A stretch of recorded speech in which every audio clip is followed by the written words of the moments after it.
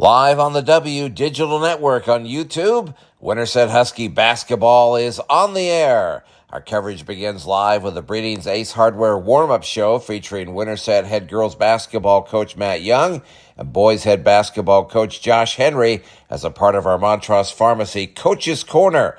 Winterset Husky basketball is brought to you by Michael's Computer Repair, The Pizza Ranch, Union State Bank, Winterset Dental, Edward Jones, Whitney Messerschmidt, Breeding's Ace Hardware, McDonald's Restaurant, Rainbow Restoration of South Central Iowa, Montrose Pharmacy, Integrity Financial Group, Swanson Masonry LLC, Salon 107, Pfeiffer Ag Solutions, The China Cafe, Remax Precision, Jamie Adkins, Agrland FS, Hold Our Youth Tight, Pro Team Insurance, Straight Shots Golf, The Sports Page Grill, Farmers and Merchants State Bank, Jones Creek Apparel, Madison County Realty, the Husky Booster Club, Suds and Pups, the Urban Tap Room, and Roush Collision.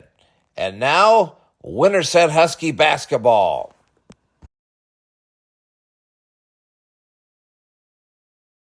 Guest forward here at the competition gym here at Winterset High School, where tonight the Huskies get back into Raccoon River Conference basketball action tonight as they take on one of their big rivals, the Carlisle Wildcats. Our JV girls game is just a minute or so away from being completed, and Carlisle has a 43-25 advantage in the game.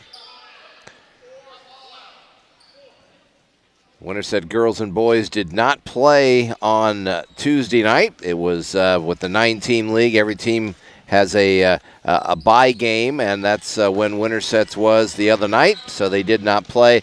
But there were a lot of really good games in the conference the other night. We'll try to talk about some of those here in our pregame as we move along. Welcome to the Breeding's Ace Hardware warm-up show. Trust your neighbors at Breeding's with everything you need to know to be successful with your home improvement project. We are live from the Winterset Dental broadcast booth for comprehensive general dentistry for the entire family.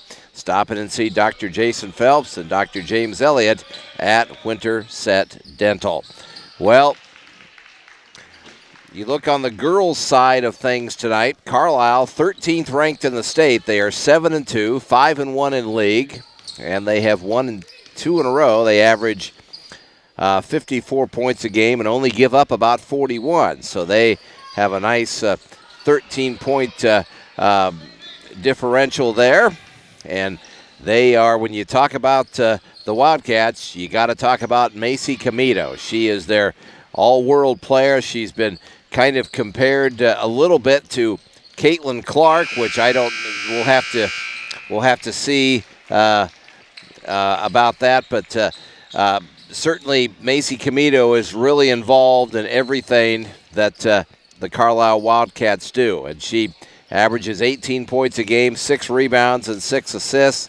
And nobody else for the Wildcats averages in double figures. In fact, in their 9 games, 4 of those 9 games, the Wildcats only had 1 player in double figures, and that was Macy Camito. And that includes their 2 losses. They lost a tight game to North Polk, and they lost a tight game to Pella earlier in the year as well. So 7-2 are the 13th ranked Carlisle Wildcats. Meanwhile, the Winterset Huskies are 3-5 and 2-4 in league.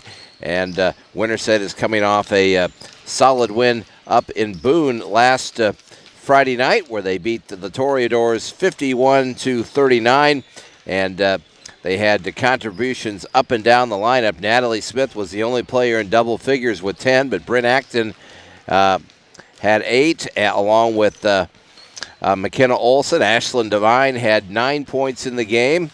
Olivia Young contributed 6, and Abby and Macy Olson contributed 5 off the bench. So it was a good team win for the Huskies, and they are trying to climb their way back up here in the conference standings as they come in tonight 3-5 overall, 2-4 in league, and they're averaging about 43 points a game and giving up about 50 points a game. So about a -7 differential there for Matt Young's club.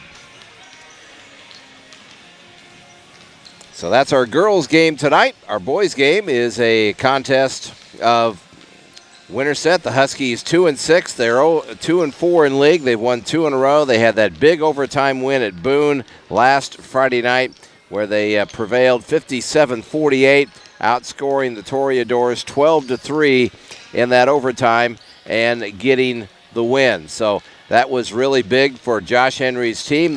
His team started tough 0-6, but they've won 2 in a row, and they are starting to play. Teams starting to come together, and they are playing some pretty good basketball. The Carlisle boys are 3-6. They're 0-6 in league, and they are coming off a loss the other night in conference play. They were defeated in conference play by Boone the other night. It was a close game, one of many close games the other night. Boone defeated Carlisle 62-58. So that's what's on tap for us here tonight. Of course, it's been a tough week here in the Winterset community with the tragic death of David Berry, and it's affected a lot of people. And the kids are working through it here tonight and going to try to put forth a great effort against Carlisle. It's a Taste of Summer night, which is a reschedule from the ADM game, which was weathered out back in December. So lots of great food here at the competition gym. Stop in and grab something to eat and watch some good basketball tonight. Should be a couple of great games. We'll take a break. We'll have more of our Breeding's Ace Hardware warm-up show when we return. This is Husky Basketball on the W Digital Network. A Winterset institution since 1921, Montrose Pharmacy continues to provide fast, friendly, and professional service with the local faces you can trust. Independently owned and operated at Montrose Pharmacy, you get fast, real answers to your prescription and the over-the-counter medication questions, and the pharmacy also provides free in-town home delivery for your prescriptions. Whether it's sponsoring the Huskies and or reinvesting in the community, Montrose Pharmacy has always been there. Still conveniently located at 120 North 1st Avenue on the west side of the historic Winterset Square, Montrose Pharmacy is open Monday through Friday, 7:45 a.m. to 8 p.m., Saturdays 7:45 a.m. to 6 p.m. Breeding's Ace Hardware is your locally owned hardware store located at 1317 North John Wayne Drive. Whether you're a pro or tackling a do-it-yourself home improvement project for the first time, trust your neighbors at Breeding's with the expert advice, the tools, the equipment, and the products you need to get the job done. And you can't go wrong with brand name equipment like Toro and Steel. Your friendly neighbors at Breeding's are there to help you 7 days a week, Monday through Friday, 7:30 a.m. to 6, Saturdays 8 a.m. to 5, and Sundays noon to 5. Breeding's Ace Hardware. Stop in and see them today. Todd Guest-Ford back here at the competition gym here at Winterset High School, joined by my partners Steve Keller and Jack Keller, who are here with us tonight. And gentlemen, Winterset and Carlisle, pretty much enough said right there, right, Steve? Yeah, it's going to be a game for sure. We always play each other tough. We always talk about ADM and us being kind of rivalries. Same thing with Carlisle. That's just kind of the rival we have with them as well. So it's always tough. And Jack, it's been a tough week for you kids with the loss of David Berry, and but everybody's just trying to work through it, aren't they? Yeah, I think the wrestling meet last night was a pretty cool thing that they could honor him at that, and it was really good that they were able to get the win last night. All right, well, we're going to visit with Winterset head coach Matt Young on our Montrose Pharmacy Coaches Corner. We'll come back. We'll do that here when we return. Winterset and Carlisle tonight. Raccoon River Conference action. And this is Husky Basketball, the W Digital Network. Jones Creek Apparel at 124 West Jefferson Street offers graphics and logo design, screen printing, embroidery, direct-to-film, and promotional products. Proud supporters of Winterset Athletics, they're happy to work with any organization or individual, no matter how small or large the order. Open Monday through Friday, 8:30 a.m. to 5 p.m. and Saturday, 9 a.m. to noon. Give them a call at 515-462-4132 or visit their website, jonescreekapparel.com. Jones Creek Apparel, they come to work every day to inspire those that inspire others.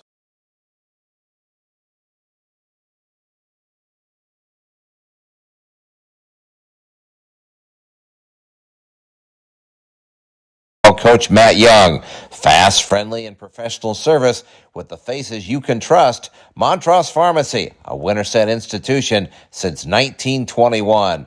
Let's go courtside for the Montrose Pharmacy Coach's Corner. And we're back here with Winterset head coach Matt Young on our Montrose Pharmacy Coach's Corner. Huskies and Wildcats tonight, Raccoon River Conference game. And Matt, quirk in the schedule a little bit, with 9 teams in the league, everybody has a bye game. So your bye game was Tuesday, so you come off of Christmas, you have Boone, lots of practice before that, you get a big win up there, and then lots of practice this week before Carlisle. Yeah, that's right. We're kind of tired of practicing and ready just to be playing, and we're going to get that here in the next 2 weeks with 3 games a week. So. And how has the week been, Matt? It's been pretty good. We got a lot going on with our, with the David Berry situation and everything. But I think everybody's handled things pretty well. And we tell them the best place to be is back on the court. Taking your mind off of things.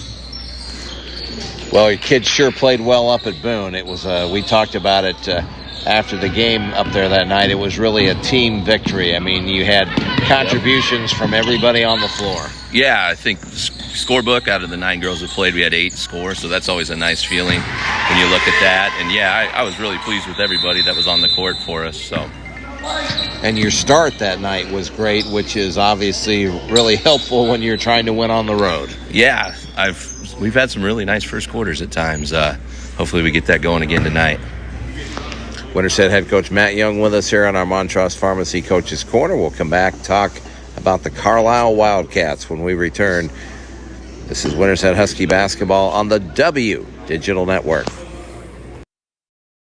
Madison County Realty's Alyssa Tadlock is your local agent, ready to find you the home of your dreams. A Winterset native, nobody knows Winterset better than Alyssa, and she's ready to help you find the answers to all your real estate questions. Take a look around and you'll see why Madison County Realty is one of Central Iowa's largest real estate brokerages, specializing in Winterset and Madison County. Located at 65 East Jefferson on the historic Winterset Square, give Alyssa a call at 515-313-1443.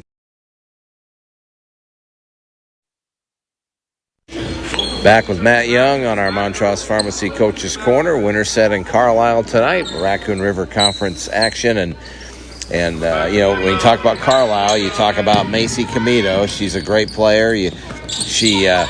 She's going to get what she gets. You played them really tough last year, Matt. Over there, you came from behind late and lost by 2. But you've had some good games with them, but Comito's a problem. Yeah, she is. She's every bit of, she's deserving of all the recognition she gets, and she keeps getting better and better. We keep noticing, and unfortunately, she'll be here again next year because she's just a junior. So, yeah, she's everything goes through her. We just can't let her get going tonight. And how do we try to slow her down? We'll just play some good, solid team defense. We might have some few wrinkles in there, but we'll just try to contain her, not let her get over 20. And then, obviously, keep everybody else in check. And you look at the rest of their personnel, they really, she's always in double figures, and they don't necessarily have other kids in double figures. Is that kind of the key tonight? You mentioned it earlier, but is that kind of the key, trying to hold everybody else down if you can? Yeah, keeping them in single digits would be good. It seems like they play about 11 girls, so it's kind of hit and miss on who's going to be with the hot hand. Like they had a girl go off for 6 out of 7 threes the last game at Boone, so you just never know. So we just got to keep everybody in check. We're not overlooking anybody else. We know they have a lot of solid players. Matt, your team really did some good things offensively and defensively up in Boone last Friday night. Macy got her first three, so maybe the seal's off the bottle there a little bit, and Bryn and Ash and Natalie can continue to score and do good things for you. Yeah, I would agree with that assessment. We keep hustle points, and it was by far the highest scoring out of all our kids for hustle points that night. So it was just a good start to the 2025 season here. All right, Coach. Well, thank you for the time tonight. Appreciate it. Good luck. And, Carlisle's ranked. This would be a good one to get. Yeah, thank you. I appreciate it too, Todd. Go Huskies. And that wraps up our Montrose Pharmacy Coach's Corner with the Winterset head coach, Matt Young. More of our Breeding's Ace Hardware warm-up show when we return. Husky basketball on the W Digital Network.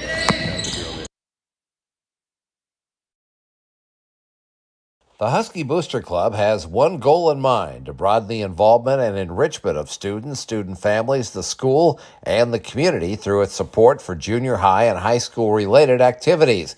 Money raised by the Husky Booster Club directly benefits all high school and junior high athletic and fine art programs. And thanks to your support, the Husky Booster Club has provided over $40,000 in uniforms, equipment, and other items to these programs in the past 3 years. To become a Husky Booster Club member, go to huskyboosterclub.org. Back on our Breeding's Ace Hardware warm-up show. We're about 4 minutes away from tip-off here. Winterset and Carlisle tonight. Rivalry in every sport. And it's time for Steve and Jack's Keys to Victory, presented by Pizza Ranch. Their everyday, all-day buffet of your favorite pizzas, the country's best chicken, and all the fixins await you at Pizza Ranch. Well, Steve, we'll start with you. Obviously, like you heard Matt talk about, Macy Comito is a problem. Got to try to slow her down. Don't think you can stop her, but maybe try to slow her down.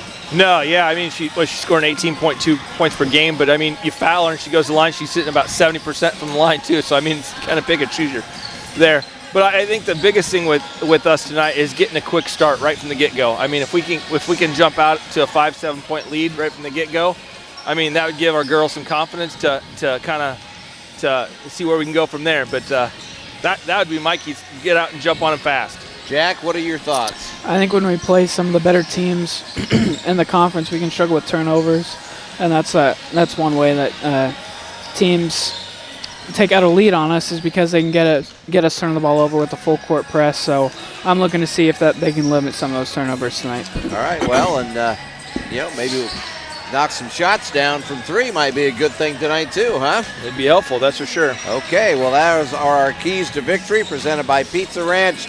And that wraps up our Breeding's Ace Hardware warm-up show. Trust your neighbors at Breeding's with everything you need to be successful with your home improvement project. Starting lineups, opening tip-off coming up next. Husky basketball on the W Digital Network. The mission at Salon 107 is to make every day beautiful. Hair and skin care is their specialty. Enjoy quality services from color and extensions to lashes and facials. Driven by a passion to bring out each person's natural beauty, Salon 107 offers a relaxing environment specializing in pampering you. Voted Madison County's best salon for the fourth year in a row. Stop in at 107 North John Wayne Drive on the historic Winterset Square. Open Tuesday through Thursday 8 to 8 and Friday and Saturday 8 to 2, or just give them a call at 515-462-4247. It's time for the Farmers and Merchants State Bank First Half, your hometown bank with hometown pride, locally owned and operated, which means their heart is where it belongs, in your community. Check out their website, fmstate.bank. Let's go courtside for the Farmers and Merchants State Bank First Half. And this is one of 4 games going on in the Raccoon River Conference tonight. The other games, Boone is at ADM. North Polk is at Carroll. You know, North Polk has won 41 straight conference games. The last time they lost was February 4th of 2022. They lost it up in Huxley against Ballard. That's the last time they lost. So they are clearly the elite team in this conference. Carlisle trying to compete with them. Carlisle lost to North Polk up in Alleman on a week ago tonight, 52-43. So some of the other games tonight, North Polk is at Carroll. Carroll Tigers are playing well, and Boone is at ADM, and Gilbert is at Bondurant. Our starting lineups tonight presented by Salon 107, voted Madison County's best salon for the 4th year in a row. Give them a call at 515-462-4247. Well, for Carlisle tonight, one of the guards, Macy Comito, the 5'9 junior. Not only does she score, guys, but she distributes the basketball as well. She averages 18 points, 6 rebounds, and 6 assists. So, Steve, she's about as complete a player as you're going to see, probably. She is. I mean, and that's what good players do. They find their open teammates and they get it to them. So she's one guard. The other guard is Natalie Ramsey, a 5'8 senior, averaging 2 points, 2 rebounds, and 1 assist. And then the trio of forwards tonight, Maddie Fisher, 5'11 senior, 4.5 rebounds, 4.5 points, 3 rebounds a game. Cammie Clark, 5'10 freshman, averaging 6 points, 3 rebounds, and 2 assists. And Mally Stoner, a 5'10 junior, averaging just a couple of points, 3 rebounds, and 1 assist. Justin Flaws, the nephew of the legendary Jim Flaws, the head coach, softball coach at Carlisle. Justin, his assistant coach for softball, and the head girls coach for the Wildcats, assisted by Travis Smith, Nick Nelson, and Jordan Richards. We mentioned Carlisle, 13th ranked, averaging 54 points a game and giving up 41. So they're jacked, they're stingy on defense, and I think Coach Jensen expected a lot of different types of defenses from them tonight. Yeah, I think our half-court offense is pretty good. I don't think that's our problem. I think the offense is pretty good. We've got a lot of girls that can shoot. Most of the time, we've got 5 girls on the floor that can shoot at any given time. I think it's just the turnovers that can kind of come back to haunt us. All right, so those are the starting lineups for Carlisle, the starting lineups for Winterset. It'll be the same lineup that Matt Young has used here all season. At one forward, Bryn Acton, 5'8 senior, 12 points, 4.5 rebounds, 2.5 assists.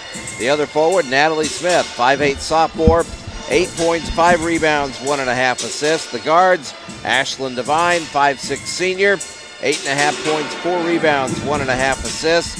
McKenna Olson, 7 points, 3.5 rebounds, 2 assists. And Olivia Young, 5'7 senior. She had a career high for her, and hopefully it's building here, but she had 6 big points in that Boone win last Friday night, and she averages 2 points, 2 rebounds, and 2 assists. Matt Young in his second season, assisted by Mariah Criswell and Ben Steckline. Our officials tonight, a veteran crew, Steve Schultz, Denny Bloom, and Scott Heitland are the officials here for tonight's game. You look at the series, since 2006, Carlisle leads the series 19-16. They've won 4 straight games in the series. Last Winterset win was in Carlisle on January 21st of 2022. Winterset won 45-42, and a young lady, maybe you've heard of her, guys, a young lady by the name of Jenna Young had 19 points in that game. I wish you could have seen her. She was a phenomenal athlete, that's for sure. Yeah.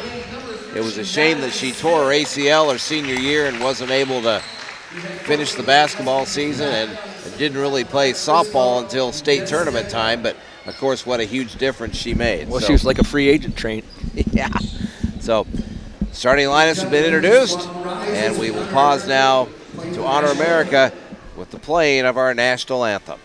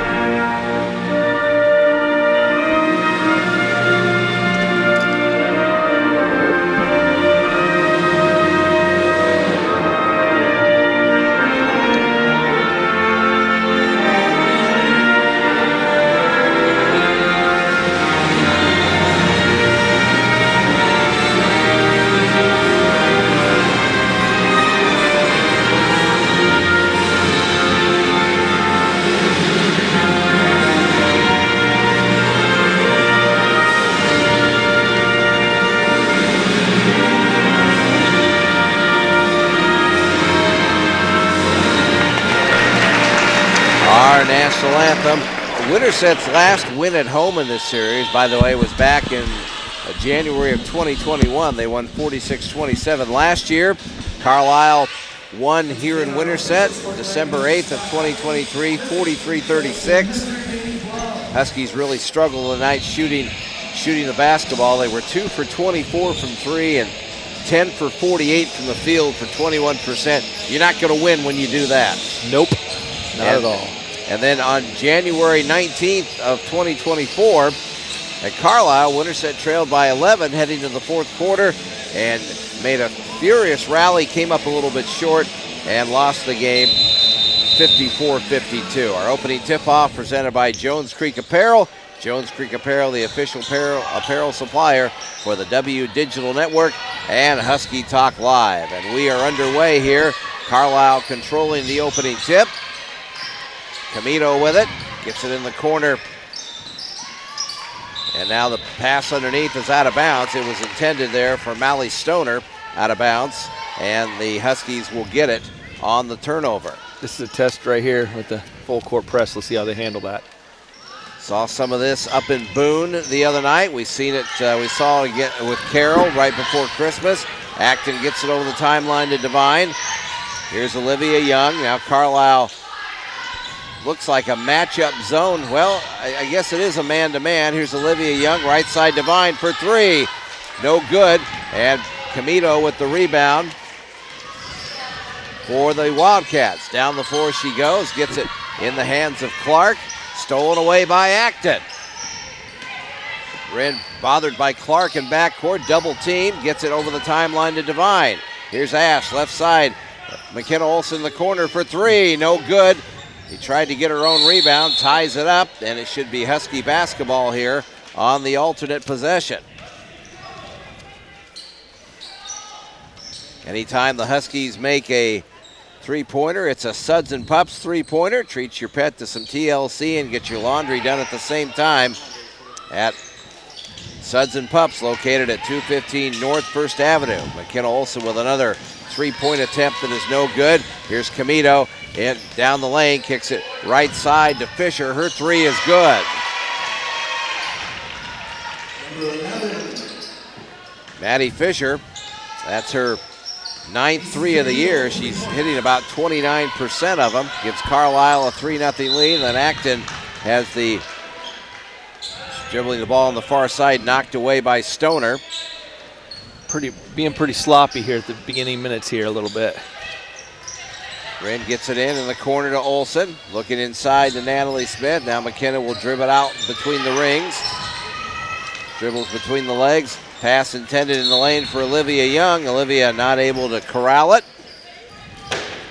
And it will be Carlisle basketball.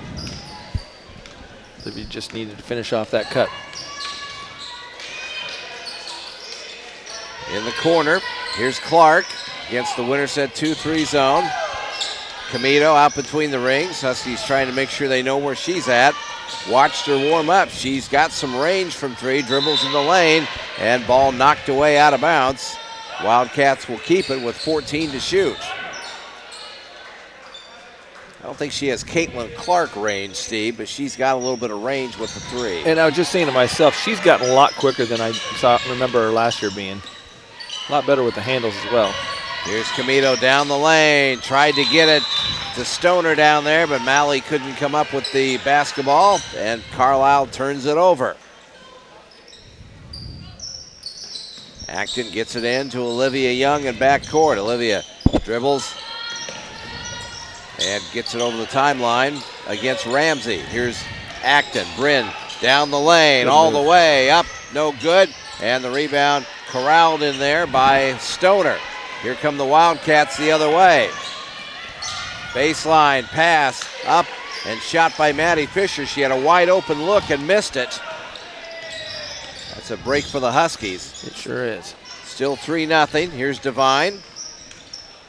Ash hands it off to Olivia Young. Carlisle in a man-to-man here. Olivia Young dribbles in, now leaves it for McKenna Olsen. McKenna 3-point arc left side in the corner. Olivia Young shot fakes, doesn't shoot. It got the defender, Cammie Clark. In the air. In the air, and then turned it over. Should have just taken that up. She probably would have got 3 points. You like to see Olivia, she's got a good shot. She just doesn't really, you get the feeling sometimes she just doesn't want to shoot it. I've been saying that for a while, and so she does get a really good shot. Yeah, she just needs to be confident. She can make them. She needs to be confident with the ball. Here's Camito for 3, no good. Rebound Acton, and Bryn is fouled. And the foul is going to be on Cammie Clark. That'll be her first. And that's the first foul of the game here. We have some straight shots golf quickie stats throughout the game with Jack Keller. If you're trying to improve your golf game, check out the Straight Shots Golf Simulator located at 215 North 1st Avenue, and go to straightshotsgolf.com to reserve your spot today. We'll get with Jack here in just a moment. Here's Natalie Smith underneath to Olivia Young. Back to Natalie for 3 in the corner. No good, and the rebound out of there lost. McKenna Olsen gets it back, puts it up, no good. As Ramsey lost it that time. Actually, they made a substitution. Olivia Freeman is checked in, 5'5" junior. And the foul, I think they gave it to Camito, I believe. Is it Camito or Ella Smith? Well, they have Camito up there on the board for a foul, so. They're both in the area, so I wasn't sure. McKenna Olsen at the line, 8 for 14 on the year, misses the first one. And rolls it, or did he? She made them both, didn't she? She made them both. My bad. Sorry, McKenna. It's a 3-2 game. Here's Camito spinning. Right side gets it in the hands of Clark to Olivia Freeman. We'll talk about Olivia Freeman here in just a moment. Here's Camito out front, 18 to shoot. Dribbles between their legs. Huskies trying to keep an eye on her. Down the lane they go, and ball knocked away in there from Ella Smith, a 5'11" junior who's checked in, and Huskies get it on the turnover. Here's Acton over the timeline to Devine. 3-2, Carlisle leads. 3:58 to go, opening quarter. Here's Acton in the lane against Smith. Turns, fadeaway jump shot, good. Bryn got the roll that time. And the Huskies have a 4-3 lead. Here's Camito against Devine. Right side in the corner. Three-pointer is no good by Taylor Thomas, who's checked in, a 5'9" freshman. Carlisle, they rotate about 11 kids. They have about 11 kid rotation. That's a lot. I mean, we have 38 kids in junior high basketball, and I don't know how we're going to do that. I can't imagine what he's dealing with that. So, we're going to rotate 8. So, Winterset foul was on Natalie Smith. That'll be her first. 4-3, Huskies lead. Here's Camito baseline. Nice in the pass. lane goes to Smith. And Acton tried to tie her up, and Ella Smith got away from that and then put up a shot and committed a foul. Camito's just smooth with the ball. I mean, she's really smooth with the ball. She knows she knows where her open teammates are, and that's what makes her a good player. Well, yeah, like you said, she is a great handle, and she does. a lot of between the legs and the hesitation dribble and that kind of stuff. Ella Smith at the line, 13 for 21 on the year from the line, but she misses 2 here. And Natalie Smith with the rebound for the Huskies. Here's Olivia Young over the timeline. Winterset leads 4-3, 3:18 to go, opening quarter. We need to get Acton going here. Here's Devine trying to hit Natalie Smith, cutting down the lane, knocked out of bounds. Want to talk about 21, Olivia Freeman for Carlisle. She came into their game the other night and had not made a 3 all year, and went 6 for 7 for 3 the other night and scored 20 points in Carlisle's big win against their big win the other night against Boone. Here's a steal by Camito. Down the floor she goes. Free throw line jump shot good. That's Macy Camito's first 2. Carlisle leads 5-4. Acton gets it over the timeline to Devine. Ash down the lane. Left side, Natalie Smith for 3. Off the iron, no good. Ashlyn Devine took it away from the Carlisle defender in there, Kira Fisk, and Ash gets a basket. Those are the balls we need, those 50-50 balls. 6-5, Winterset leads. 2:20 to go here, opening quarter. Glad you're with us here on the W Digital Network. Here's Camino off the screen, down the lane to Ella Smith, crashes into Natalie Smith, and an offensive foul. Good job by Nat to take the charge. I think Reed does that too in the boys' game, doesn't he, Jack? Yeah. Think they talk about that at the dinner table, Jack? What do you think? Think they talk about that? Probably. They probably don't talk basketball at the dinner table. Who knows? I don't know. Probably talk baseball. Reed probably talking baseball, you know. Yeah, he's a baseball kid for sure. Here's Acton over the timeline to Olson for three. No good. And out of bounds to Carlisle. Macy Olson is checked in for Winterset. Kira Fisk, too, for Carlisle. Kira Fisk in for Carlisle. Abby Hofing in for the Huskies. Minute 52 to go here in the opening quarter. Winterset leads 6-5. Olivia Freeman working against Devine, hands it off to Camino out between the rings. Now, underneath pass intended for Fisk, too hot to handle. That was one thing Matt talked about. Camino really, she's a great passer, but sometimes her teammates are not ready for him, and that was the case right there. Yeah, she's just playing on really kind of a different level at times, so it makes sense. I'd like to shout out to my partner, Reed Lichty. It's his birthday today, so. All right, happy birthday, Reed. Huskies turn it over on the inbounds play. As Logan Brown is checked in, 6'2" senior.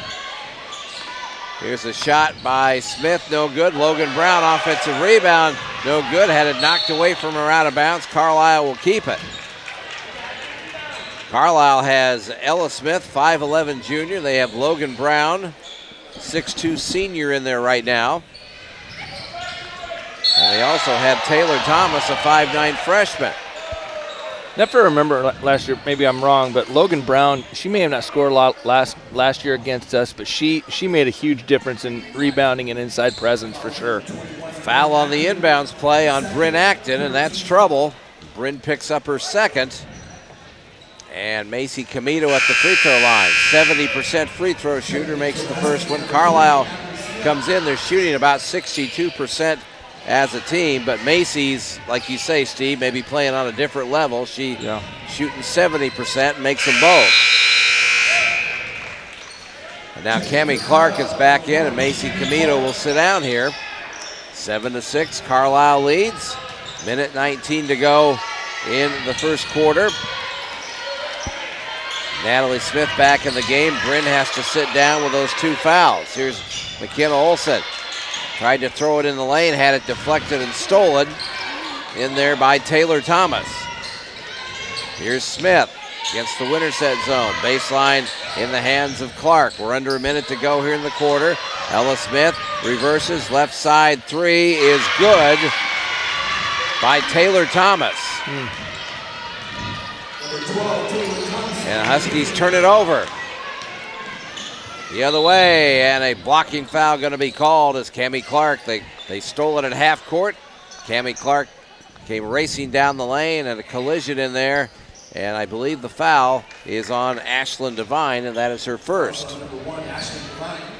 So the Carlisle pressure, guys, is bothering us a little bit right now. And this is really the kind of time where we need to kind of step up our game with Camino on the bench right now. We need to kind of, play our A game with her on the bench. Cammie Clark, 61% free throw shooter, missed the first one, and she missed the second. Macy Olson with a rebound for the Huskies. Difference of about 3 seconds between the game clock and shot clock here. Here's McKenna out front, a long three, good, a Suds and Pups three. That helps. From McKenna, and she was a few feet behind the line. Well, I hope that helps with confidence a little bit for her. 10-9. Here's Freeman, right side to Ella Smith. She'll put up a three, no good. Taylor Thomas kicks it out in the hands of Clark. Right side to Freeman, 5 seconds, and a charging foul called on Olivia Freeman. Good job by Macy to stand in there and take the contact. Well, I figured he'd call it traveling, actually, and then I saw her kind of push off a little bit, so it could have gone either way there. Fourth foul on the Wildcats. 4 seconds to go here. Huskies have got to hurry. Devine and will just get it to McKenna, who throws it up from half court and almost banked it in. But the first quarter is history, and Carlisle has a 10-9 lead in our girls' game. We'll return Husky basketball on the W Digital Network. Agrland FS is a financially strong and dependable cooperative rooted in more than 90 years of experience with their eye on tomorrow.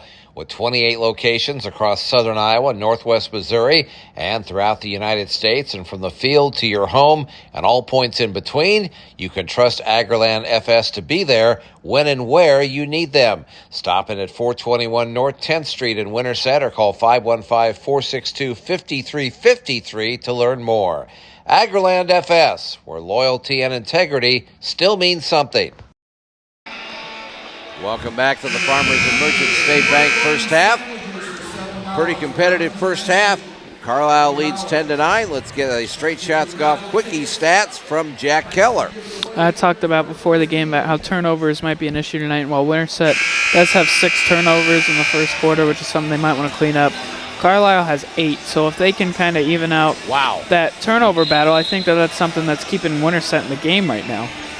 Wow, we've turned them over 8 times, Steve. That is, man, that's some good work. But like Jack said, we can't give it right back to them. No, we just get too quick. Sometimes we just kind of need to slow it down a little bit. Huskies trail by 1, 10-9 as we start the second quarter.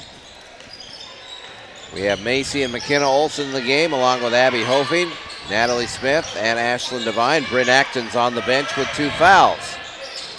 Here's Olson out between the rings. Carlisle playing a 2-3 zone here now to start the second quarter. Macy Olson baseline, tried to go down the lane, got it to McKenna somehow, and McKenna able to get the shot off. I don't know how that pass got through, but me neither. But McKenna not able to connect on the shot. And the Wildcats have it. Here's a baseline pass to Camino. She has to kick it out. Now they go right side and in the hands of Fisher. Back to Clark in the corner to Camino. 14 to shoot. Macy Camino directing traffic, dribbling between her legs. Out. He gets it to Ramsey. Her pass stolen away by Macy Olson. Macy down the floor to Ashlyn Devine. Natalie Smith, right side to Hofing. Devine against the zone. 2-3 by Carlisle here. They played man-to-man most of the first quarter, so Justin Flaws changing it up a little bit. Here's McKenna, 3-point arc left side. Cross-court pass to Devine. Ash baseline, running jumper, good!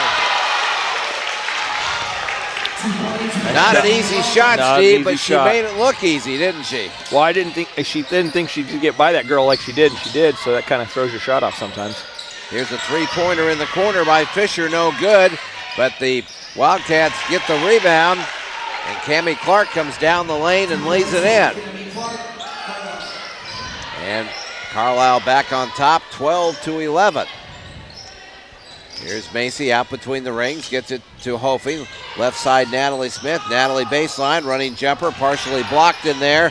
And the Wildcats come out of there with it. And now Natalie trying to tie up the Carlisle defender on the ground. You can tell maybe there's a little rivalry there, you know? Yeah. These kids know each other from softball. Here's a 3 out front by Camino, and that's good. That was a long-range 3. You definitely don't want her to get her hot out there. 15-11. Hofing underneath Natalie Smith. Shot blocked in there out of bounds by Mally Stoner. Now Olivia Young is back in the game for Macy Olson.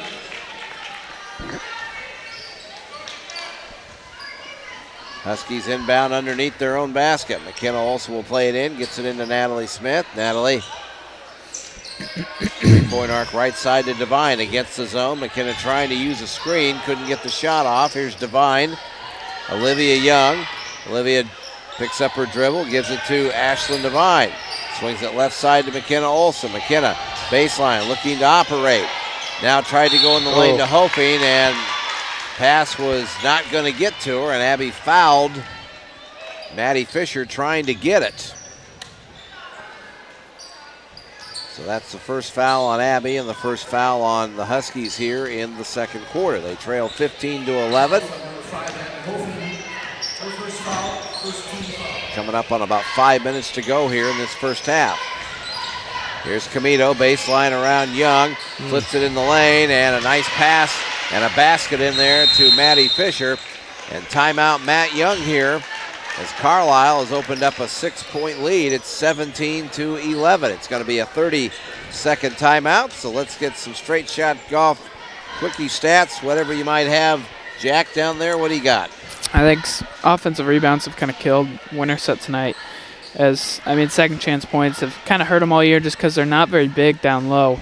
And they've given up 4 offensive rebounds to Carlisle so far, and they only have 1 offensive rebound. Winterset does. And we continue, like Jack has mentioned, Steve, we continue to turn the ball over. Now, we turn them over some, but we're turning it over way too much. We're being pretty sloppy. We just need to be more calculated in our risks that we take and just kind of trust our offense and just be a little more calculated and be more, I guess, careful sometimes when we get too quick.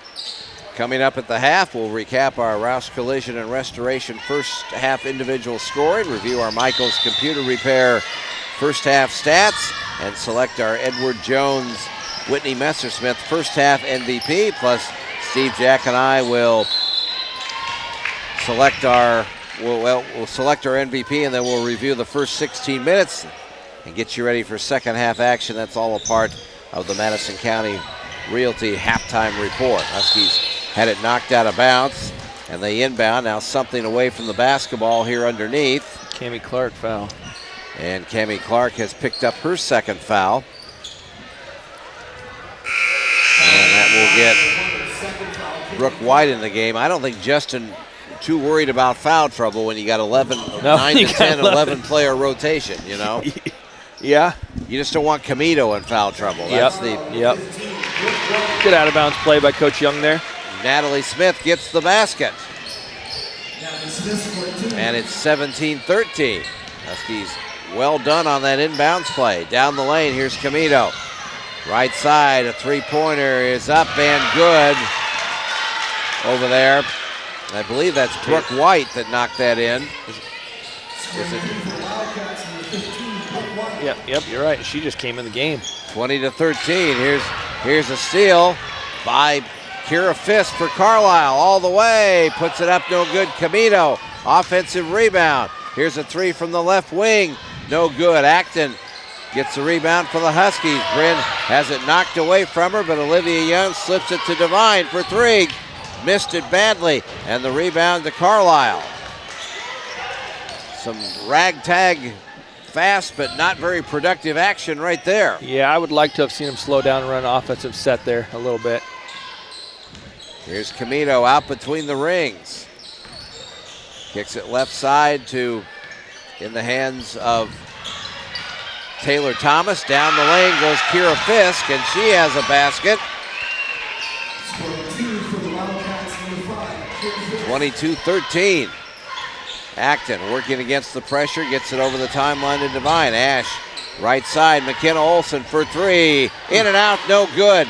Rebound out of there to Camito. Down the floor she goes quickly, 4-on-3. Dribbles between her legs, now in the lane, spins, running jumper, good, and foul, the basket counts. Boy, how do you stop that? You just can't. Natalie Smith gets the foul, Steve, her second. No, you're right. She's just playing on a different level than, and she's just a good player. She has 9 points. Her season high is 24. She had that against Indianola on Monday night. Free throw is good. She's 3 for 3 from the line. So Camito with 10, 24-13. Carlisle has opened up an 11-point lead and another Winterset turnover against the pressure. And then McKenna Olsen fouls Olivia Young in the middle of the court. A blocking foul on McKenna, that's her first. Man, turnovers are a problem. Yep, Jack said at the beginning of the game we need to limit those. 25-13. Carlisle's on an 8-0 run right now. Here's Olivia Young for three in the corner. She picking right up where she left off the other night. And it's 28-13. This game has gotten away from the Huskies here in a hurry. It's a full timeout. We'll take the break with them. Winterset trails 28-13, and this is Husky basketball on the W Digital Network. Your computer is important to you. It's hard to survive without it. And when I have computer problems, I go to Michael's Computer Repair, located at 67 East Jefferson on the historic Winterset Square. Michael can clean up and tune up your computer, or if you're in the market for a new device, nice, clean, used computers are available for purchase at very reasonable prices. Open Monday through Saturday, 9 a.m. to 5 p.m. Give Michael a call at 515-493-6647. Welcome back to the Farmers and Merchants Bank and Merchant State Bank first half. Well, let's get some straight shots golf quickie stats from Jack. I'll throw one in there, Jack. Carlisle's outscored us 18-4 here in the second quarter. Yeah, and that's a part of because they've made 3 threes in this quarter, and they're 5 of 11 from 3 in this game. That's just, they're taking a lot of threes, and I mean, if you're shooting it at a 45% clip like they are, they're going to keep shooting them. And they should. Yeah, well, they coming into tonight, they'd attempted 214 threes in 9 games. Man, that's a lot of threes. They made 66 of them, shooting about 31%. Huskies working against the zone. Out front, here's Devine Ash to Bryn Acton, who's back in there with those 2 fouls. Cross-courts it to Olivia Young. In the corner to Macy Olson, going to be called for a double dribble. They just ratcheted up the defense a little bit on us. Well, and they're giving Olivia room. They don't look at her as a threat. So when she tried to go to the corner, Macy was kind of covered up. Here's Camito, right side to Smith, back to Camito to Smith in the lane. Nice play, missed the shot, but Macy Camito with the offensive rebound. Huskies in the 2-3 zone here. Camito gets a screen against Acton, baseline. Now throws it cross court, out of bounds, intended for Taylor Thomas. That was another pass that had a lot of mustard on it. And Taylor Thomas is like, man, I can't track that down. Yeah, she didn't know where that was going, actually. So. She thought it was tipped. That's why she didn't try, but that's what their coach was arguing. Huskies get it on the turnover. Here's Devine. Right side to Olivia Young. Underneath to Natalie Smith to Acton. Bryn in traffic. Up good. Nice seal out. Yep. Kind of pinned her defender there, but boy, tough pass by Natalie, and she got it through. That stops the Carlisle run. Here's Camito in the lane. Pass to Smith. Couldn't finish at the rim. Camito with a steal in back court, but out of bounds. It'll be Winterset basketball. If you see, Carlisle's now playing a little 2-man game with Ella Smith and Camito. They're just playing a little 2-man game there, so it's working for them. They just haven't got anything in the hoop there the last couple possessions.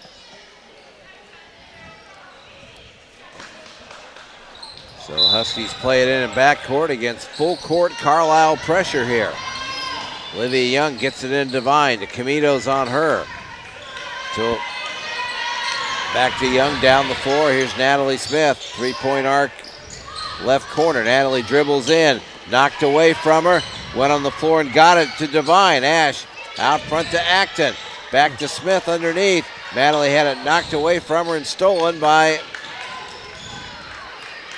Taylor Thomas. Or actually, that was Brooke White that stole it from her. Here's Camito. Right side, Taylor Thomas for 3. No good. And Ella Smith knocks down Natalie Smith to get the rebound. Out front, Olivia Freeman. Her 3-pointer rattles around and goes in. I thought Natalie got fouled over there, Steve, on that rebound attempt. Yeah, I'm not sure. I kind of looked over there. I don't know if it was a hook or she just kind of was leaning on her. I don't know. Jack may have was she leaning on her?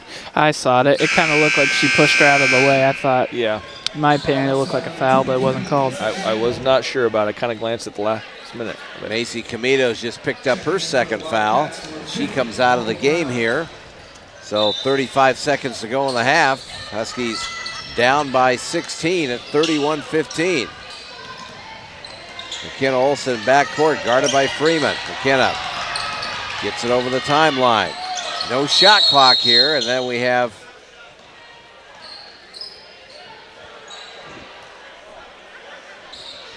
one of the officials stopped the game because the shot clock wasn't going. Well, we were under 35 seconds, so we didn't need the shot clock. Yeah.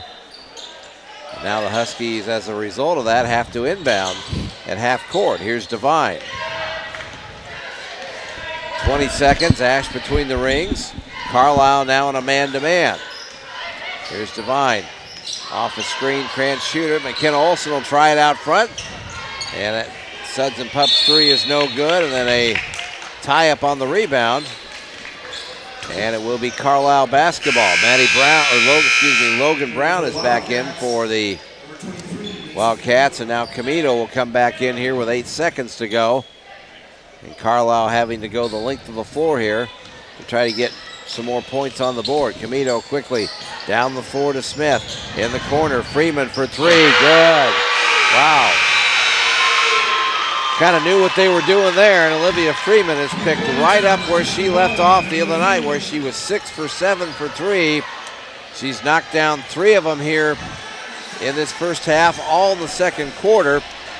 And Carlisle, 13th ranked in the state, goes into the locker room with a 34-15 lead on the Winterset Huskies. Our Madison County Realty halftime report coming up. You keep it right here. Husky basketball on the W Digital Network.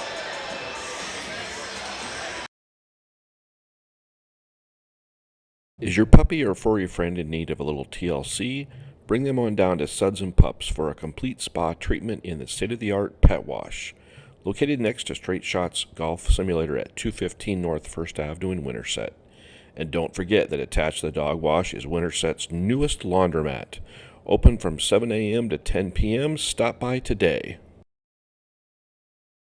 Hold Our Youth Tight is a federally recognized 501c3 nonprofit organization that holds an annual triathlon-style fundraiser event to raise awareness about infant loss, give back to the community, and as a reminder to hold our youth tight, all in remembrance of our 2 little boys, Hoyt McDonald and Sullivan Hall, who left our world too soon. Formed in 2018, the annual summer fundraiser has grown by leaps and bounds, with all the money raised going back to the community with a focus on kids. For more information, go to holdouryouthtight.com.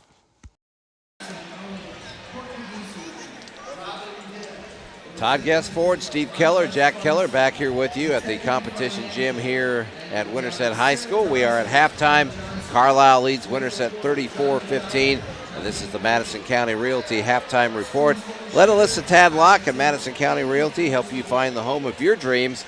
Call 515-313-1443. Let's take a look at our first half individual scoring summary presented by Roush Collision and Restoration. Quality repairs and customer satisfaction. That's what Roush Collision and Restoration is all about. Well, for Carlisle in the first half, Macy Comito with 10 points. She has 1 3 in the first half. Olivia Freeman has 9 points, 3 for 3 from beyond the arc in the first half. You put that together, Steve, with her 6 for 7 effort the other night against Boone. She's 9 out of her last 10 from downtown. Yeah, it's hard to keep her off the floor if she's hitting that kind of shot at that kind of clip. I mean, her and Comito is a dangerous tandem. So Comito with 10, Freeman off the bench with 9. After that, Maddie Fisher with 5. She has a 3. Brooke White, 3 points with a three-pointer. Cammie Clark and Kira Fisk each with 2 for Carlisle. For Winterset, McKenna Olsen, 5 first-half points. McKenna has our only Suds and Pups 3 of the first half. Bryn Acton with 4. Ashlyn Devine with 4. Natalie Smith with 2. Let's check out our first half team statistics presented by Michael's Computer Repair. Computer problems affecting your livelihood, give Michael a call, 515-493-6647. Well, Jack, I bet your stat sheet's a little ugly right now. Yeah, it's not pretty. In the first half, Winterset was 6 of 21 from the field, and Carlisle was 13 of 24, so a big difference there, 29% to 54. We were 1 of 11 from 3, and they were 7 of 14. Wow. Turnovers, there's your ball game right there. Yeah, the turnovers weren't really an issue. Both teams had 10, so we were getting turnovers. We were just turning the ball over right back, but besides that, it was really just a 3-point line that was the big difference. They made 6 more, and that's 18 points, and they're up by 19 right now. And, Steve, like I mentioned, they come in, they shot 214 threes coming into this game, and so that's a lot. And so you're worried about Camino out there, but they got everybody else that wants to shoot them too, and they got some other kids that can make them. And so there's not that much pressure on Camino. I mean, she can find the outside shooters and drive to the hole. Everybody will collapse on her. She'll kick it out, and they'll make the shot. I mean, that's basketball 101, Yeah. Well, they are averaging. That's how many threes they're averaging a game. About taking 24 a game. So they love to shoot it. 34-15 is the score here at halftime, and it's time to select our Edward Jones Whitney Messersmith first half MVP. Unsure what your ideal retirement might look like? Give Whitney Messersmith and Edward Jones a call. 515-468-6200. Well, I'm looking at it, guys. I'm looking at it. I don't see anybody, Jack, I don't see anybody that maybe is warranting MVP status at this time, but what do you think? McKenna, maybe? Yeah, she has 5 points. I think that's the only one you got. Right now, Acton has been in foul trouble, so she hasn't gotten it going yet. And Natalie's been playing kind of on the ground most of the game. So, McKenna's kind of the one you got. Well, and, Carlisle, to their credit, Steve, they played us a lot of man-to-man, then they switched to zone, and, a lot of hands in the passing lane. We're trying to throw over the top of the zone. They've got some height that we have to, when you try to do that, it makes it more difficult. We've had trouble moving the ball against their defense. Yeah. We talk a lot about Camino and this and that and the three-point shooting, but Ella Smith, she's really done is it Ella Smith? I think it's Ella Smith. 42. Yeah, she hasn't scored, but she's been very active. She's been really kind of a like I said, a tandem to Camino, and she's helped Camino give and go, and it's been a good little tandem there. So, all right, well, Jack, what can we do to get back in this game?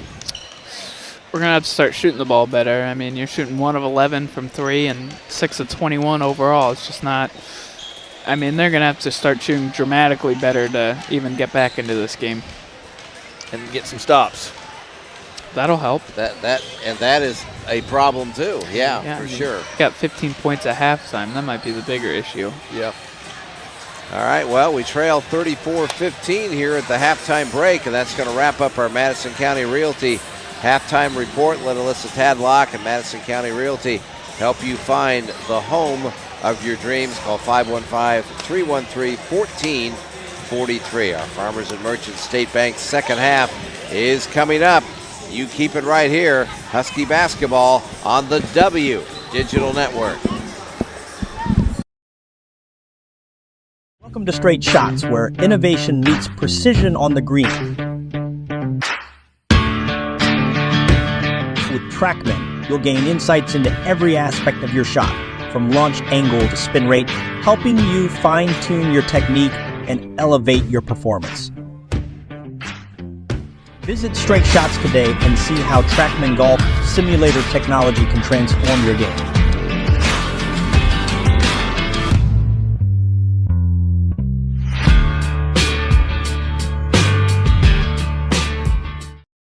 Come on down to the Urban Tap Room, Brewery and Grill, the latest concept from the Urban Restaurant Group, owners of the Urban Grill in Urbandale. The tap room offers a family-friendly, relaxed atmosphere, Perfect for watching the big game, catching up with friends, or just grabbing a bite after a long day. With pizza, sandwiches, pasta, delicious appetizers, and more, there's something on the menu for everybody.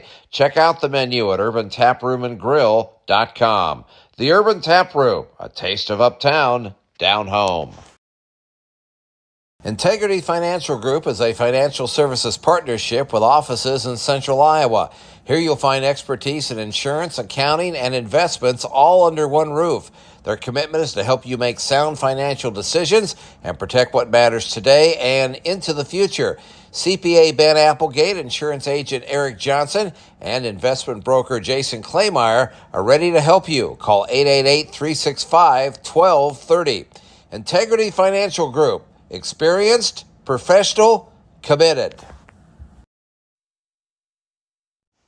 It's time for the Farmers and Merchants State Bank's second half. Your hometown bank with hometown pride, locally owned and operated, which means their heart is where it belongs in your community. Check out their website, fmstate.bank. Let's go courtside for the Farmers and Merchants State Bank's second half. And the Huskies have some work to do here. They trail 34-15 here at the halftime break. The other games in the conference tonight, we mentioned Boone is at ADM, North Polk at Carroll. That is an interesting game. And Gilbert is at Bondurant Farrar. On Tuesday night, ADM was defeated by Gilbert 54-47. Carlisle won at Boone 56-24. And it was Carroll edging Ballard in Huxley 34-32, and North Polk won their 41st straight conference game as they beat Bondurant Farrar Tuesday night 62-27. The standings: North Polk 6-0, Carlisle 5-1, and then ADM, Gilbert, and Carroll all 4-2, Winterset 2-4, Bondurant 2-5, Ballard 1-6, and Boone is 0-6 on the year. And of course, we've got the boys game coming up a little bit later, guys. Thrilling win for the boys up in Boone last Friday night, an overtime win where they controlled it most of the way, then had to rally late to tie it, then sent it into overtime, and Cam Sheffield and Hank Wilmus with a couple of huge threes, and then Hank with 6 straight free throws at the line, and man, we got out of Boone with a victory. It was a big one. Yeah, well, it definitely was. That tells you kind of what your team's made of there on games like that. So if they can do that, then that's a good sign going forward. Jackson Weeks played well the other night. Jack, he had a couple of steal and a basket late, and he's a kid that's really coming on for that team. Yeah, it's just kind of player that he can be. He's really quick, and he can run around and just create havoc on the defensive end and turn it into offense. All right, well, we'll see what the Winterset girls can do here to start the second half. It's the starting 5 out there: Smith, Acton. Here's Bryn in the lane. Little jump shot, good. Nice feed from Olivia Young. So we'll see what kind of adjustments Matt Young's making here at halftime. Camino guarded out there by Devine. Ash keeping a close eye on her. Now she goes to the left baseline, then stepped out of bounds as she was trying to swing it cross court to Mally Stoner. Thought for a moment there Winterset was going to play a little box and one with Ashlyn Devine, but Ash didn't follow Camino to the corner, so that took care of that. Yeah. I don't know if that defense would work, like you said, any given night, They Right. shoot too well, I think. Yeah. Here's Acton. Gets it to Natalie Smith on the left elbow. Natalie in the lane, spins, flips it up there, no good. Rebound out of there to Mally Stoner. Carlisle with their starting 5 out there: Camino, Ramsey, Fisher, Clark, and Stoner. Here's Camino in the lane. Jump shot no good. Rebound Ashlyn Devine. Ash down the floor to Olivia Young. Back to Devine, 34-17. A little over a minute in here in our third quarter. Bryn Acton thought about the 3, now in the lane, kicks it out to Natalie Smith. Knocked away from her, but McKenna Olson picks it up. 15 to shoot. McKenna, free throw line to Acton. Bryn has it poked away from her by Camino, gets it back, 6 to shoot. Here's McKenna, they got to get a shot off. McKenna spins in the lane, flips it up, no good. And the rebound to Camino for the Wildcats. against the Winterset zone. In the lane they go. Here's Fisher in there and tied up nicely by the Huskies. Was that Britt or Natalie? I didn't see who tied her up there, but held ball. Carlisle will keep it. Out front, they get it into Stoner. Down the lane they go to Mally Stoner on a nice feed there from Cammie Clark. And Mally Stoner has her first two. It's 36-17. They like those give and goes.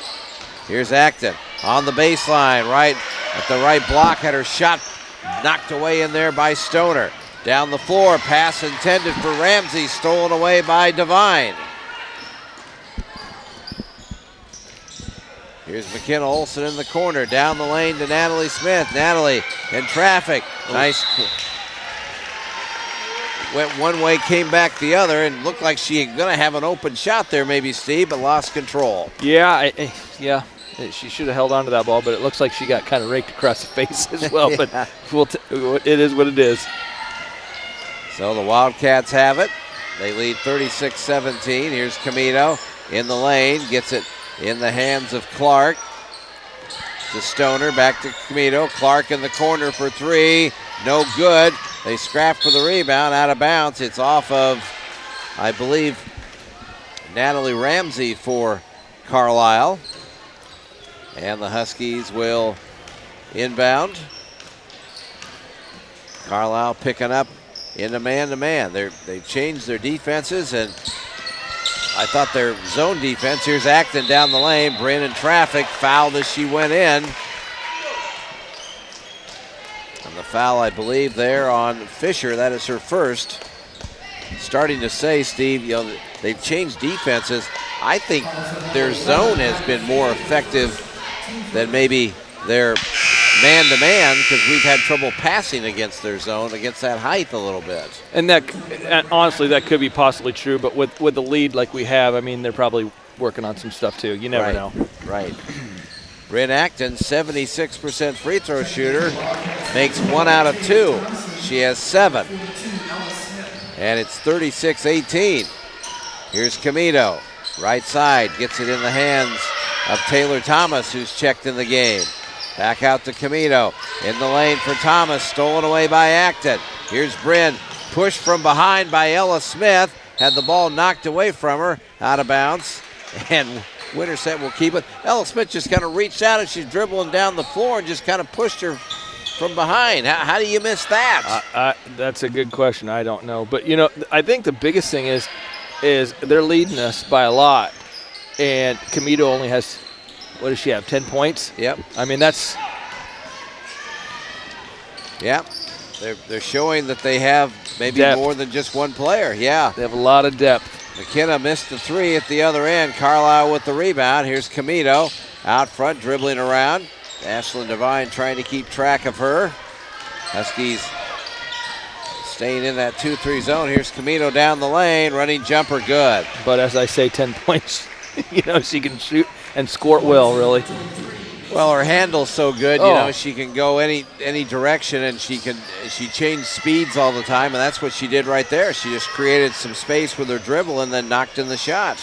Yeah, and I could honestly see her playing at a high next level, really. Oh, yeah. I'm sure some people are aware of Macy Camino. I think she's a D1 player. Yeah, I definitely think so. That's what Bryn told me today, is that she was going to go D1. Ashlyn Devine went up in the lane, got bumped. Ash thought she got fouled, no call. Here's Camino the other way and runs into Acton in the lane, and Bryn's going to pick up her third foul.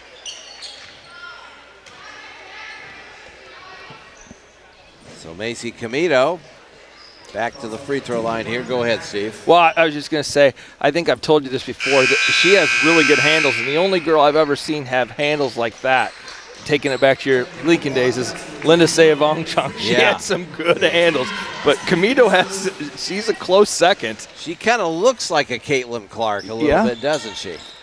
She makes both free throws. I'm not trying to put that, that pressure comparison on her, but she is really good.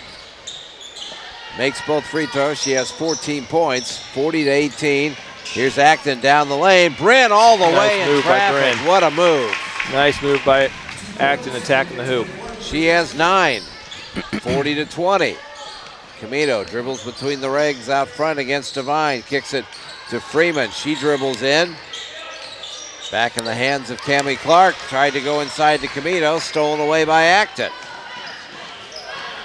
Bryn in backcourt. Needs some help. Gets it to Devine. Ash has to hurry. Gets it over the timeline. Back to Acton.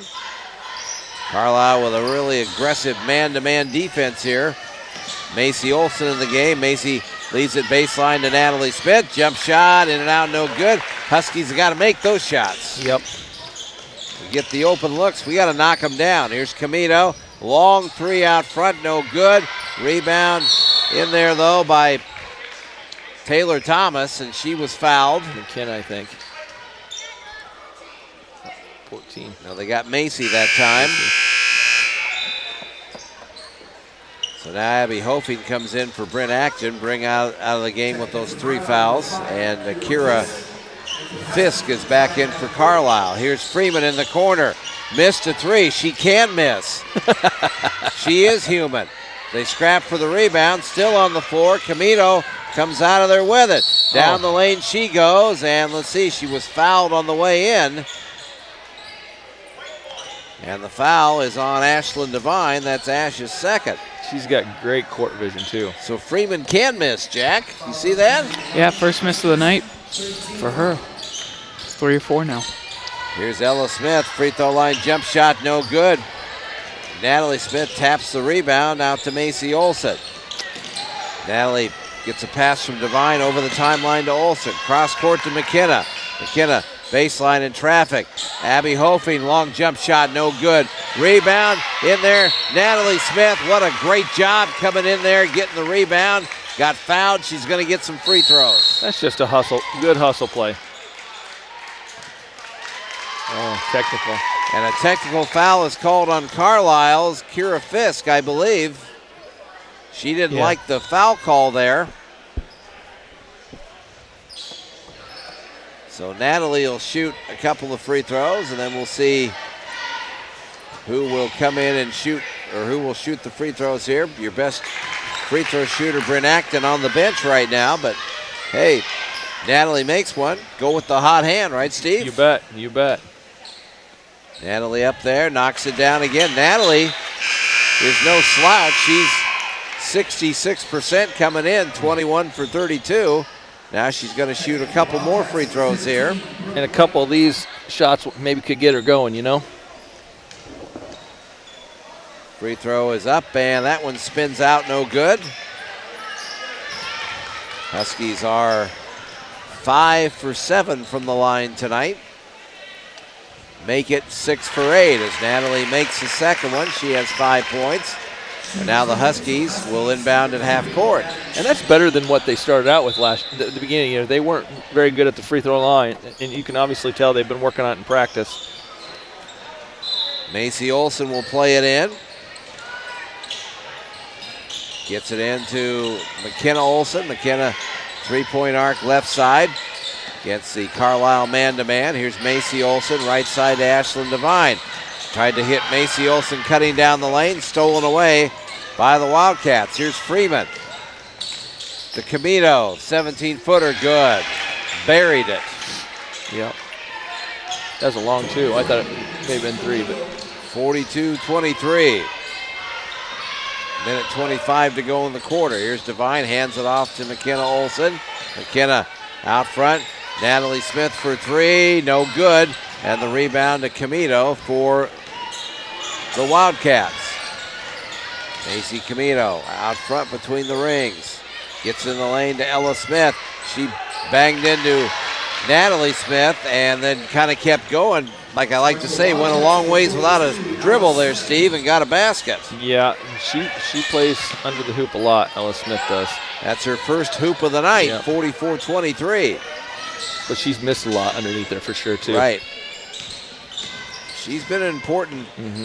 Olivia Freeman kind of just walks through Macy Olson's screen, and then McKenna shoots a 3 and misses. The rebound here to Camino. Down the lane she goes, puts it up no good. Ella Smith, offensive rebound. Out to Camino for three, good.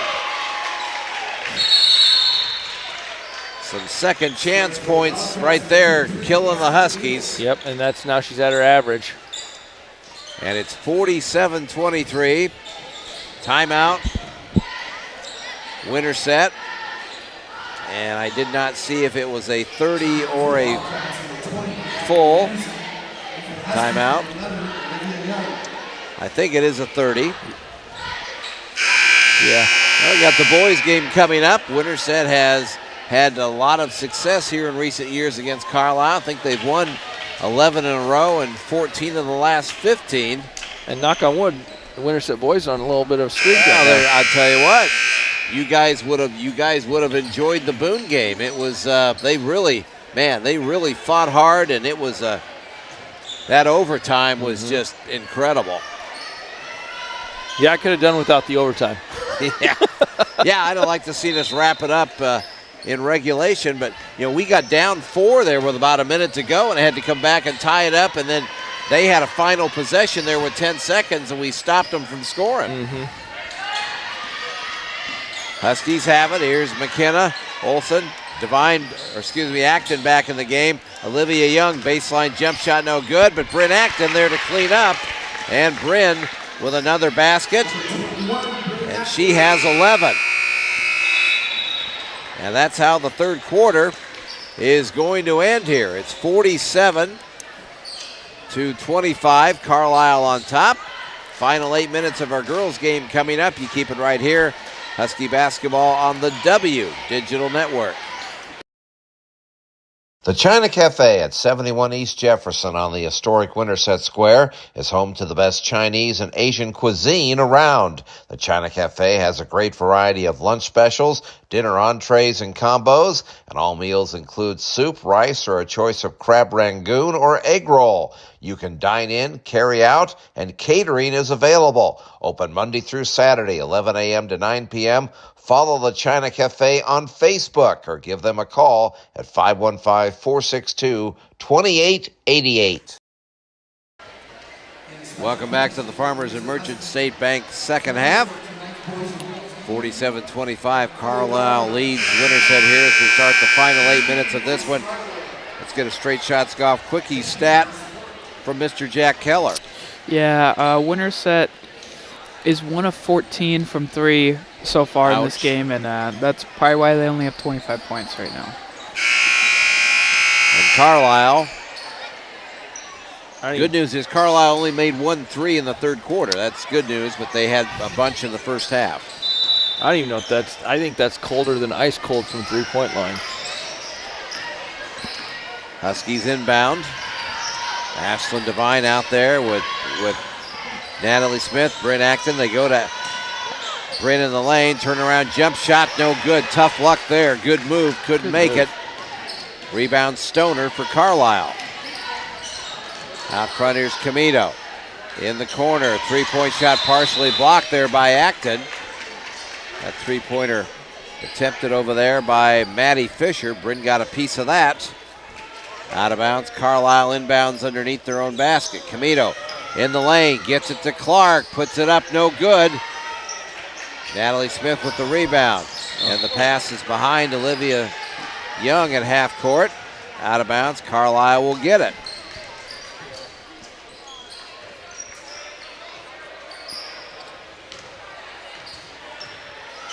Here's Camino. Out front to Clark.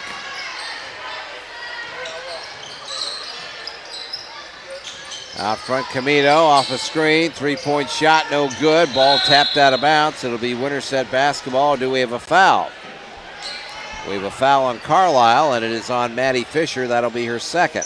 Over the back. So, yeah, I was going to say somebody was clearly over the back. Yeah, she was over the back. Fouls on number 11, Maddie Fisher. Here's Olivia Young in backcourt. Double team. Gets it to Devine. Ash over the timeline with it. Ash dribbles in the lane. Running bank shot is up and good. That's only Devine's 6th point of the night. Had a little English on that ball to stay in that rim. 47-27. Camino. Pass underneath. Knocked away and stolen by Acton. Here's Bryn out of there with it. Bryn all the way up and no good. Got her own rebound and then tied up in there by Mally Stoner.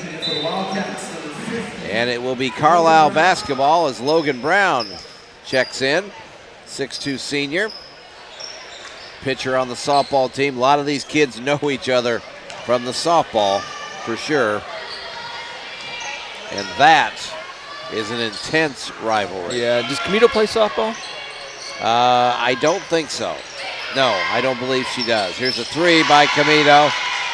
I don't think she needs to worry about playing softball, Steve. I think basketball is, I think she'll be just fine. It's her thing. Yeah, I do believe it is.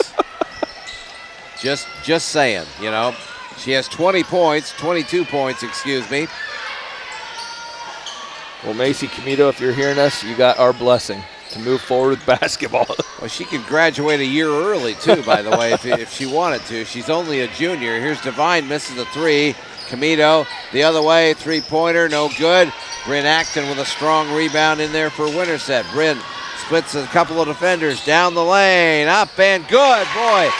Coast to coast, Bryn Acton that time. Nice job out of Acton. She's not giving up. Yeah, she has 13 points in this game to lead Winterset in scoring. Here's Clark in the lane, gets it cross-court pass to Stoner, back to Clark, dribbles in, cross-court pass to Camito. 12 to shoot. Camito dribbling between the legs out front, 8 seconds. Now gets a baseline to Logan Brown, 5 seconds. Back to Ramsey out front, and a shot at the buzzer. It was late, so good defense by Winterset there. Shot clock violation. I don't know if Justin Flaws was, they were really passing it around. I thought Camito and a couple other kids passed up some good looks in that possession. Steve, didn't look like they were interested in maybe just running clock, you know? They were just milking the clock a little bit. Here's Devine over the timeline against the pressure, gets it to McKenna Olson. Olivia Young, right side to Bryn Acton. Bryn guarded by Ella Smith, goes baseline, cuts her off, and Bryn puts up the shot, missed it, and Ella Smith fouled her. Bryn Acton has been the Edward Jones Whitney Messersmith MVP of this game for sure. She's really been good. Makes another free throw. She knocks this one down, we can get under 20. Bryn has 14 points. It's 50-30. I'm just looking for bright spots, Steve. Yeah, that's what I was saying. We're down by 19. Let's try to get down by 15. 50-31, down the lane goes Camito, and fouled is a nice feed from Olivia Freeman for Carlisle. And Olivia Young, I was thinking Olivia Young because she was the one who got the foul. And Macy Camito makes the free throw, and that must be a milestone point for her because the bench went crazy as she makes the second one. So Macy Camito with 23 points in the game. 24 points, 52-31. 4:30 to go. Here's Devine out front. Gets it to Olivia Young. Olivia off the screen. Right side to Bryn Acton. Bryn fakes, goes baseline, forces it up, blocked in there. Nice defense by Ella Smith for Carlisle. And Ella Smith will bring it down the floor. They give it to her on a give and go down the lane, and no good. Or actually, she made the basket, but they'll wave it off as she crashed into Natalie Smith, and it's an offensive foul. That could have gone either way, honestly. I thought for sure the official was going to call a block there, yeah. Steve. Yeah. But hey, I'm not complaining. It must have been a help me call. We'll take them. Well, so the foul is on Ella Smith. That is her third. Third foul on Carlisle here, make it the fourth foul as Olivia Freeman fouls Ashlyn Devine way out by half court. And that is, I believe, the 5th foul. Or is it the 4th? Well, I don't know. I thought it was, they had 4 up earlier. Huskies inbound, and Devine tied up on the inbounds play, so Winterset gets it on the alternate possession. So Carlisle has 4 team fouls here in the quarter, not 5. Here's Acton. Bryn gets it out front to Devine. Ash, an open 3, no good. And they scrap for the rebound. Freeman out of there with it, collides with Ashlyn Devine, and a blocking foul is going to be called on Ashlyn, who went down hard on that play. You know she's playing hard. I mean, these kids play hard. Yeah, they're playing hard. They're lacking a little bit. Not able to make shots. Here's Olivia Freeman for 3. She missed another one, Jack. How about that? Logan Brown got the offensive rebound, though, and is fouled. And that is the 4th foul on Bryn Acton. Olivia Freeman is a pinch runner, as she was last year, for courtesy runner for Jim Flaws on the softball team. Logan Brown was one of their star pitchers, as was Mally Stoner. Logan Brown misses the free throw here. Macy Olson and Abby Hofing back in for Matt Young. Second free throw is too hard, no good. And Abby Hofing gets the rebound. 3:25 to go. 52-31. Carlisle well in control of this one. Devine out between the rings. Looks for a cutter. Now Macy Olson comes way out front to get it. Picked up by Freeman. 12 to shoot. Macy picks up the dribble. And here's a steal by Ella Smith. She'll go all the way, puts it up and in. Macy gave up her dribble way out there in front. Nobody was there to help her, and the pass didn't come in time to prevent the steal. Natalie Smith down the lane she goes. Header shot blocked by Logan Brown, out of bounds. Huskies will play it in. Maddie Nordstrom and Claire Seidler. Maddie Nordstrom in the game. We saw her up in Boone. She had some good minutes last Friday night. Claire told me she's not shooting any more 2-pointers. She's 100% from 3-point. That's all she's shooting. And they inbound to her at the 3-point line, but she couldn't get the shot off. She is 3 for 4 from there this year. Down the lane pass for Hofing, knocked away out of bounds, or almost out of bounds. Good save by the Wildcats, Cammie Clark. And Carlisle on the attack here. Camito's on the bench. She's probably done for the night. Logan Brown. Here's a 3-pointer, right wing. And that was attempted by Taylor Thomas. No good. Rebound, Natalie Smith. Yeah, I think Camito ended with 24 points. I think she's good. Yep. 14 of those here in the second half. And now we just have a timeout to get some substitutions in the game here. Maureen Nigg, 5'10 juniors, in for Winterset. Number 3, Addison Snyder. Number 4, Madison Monreal. Mira Heidemann, 5'6 sophomore, is in for Carlisle. Also, Addison Sinclair is checked in. 5'7 sophomore, and Madison Thongvan, 5'8 sophomore, is in. Marie Nigg for Winterset. Here's Macy Olson in the lane. Macy whirling around and fouled as she went up, so she'll get some free throws here.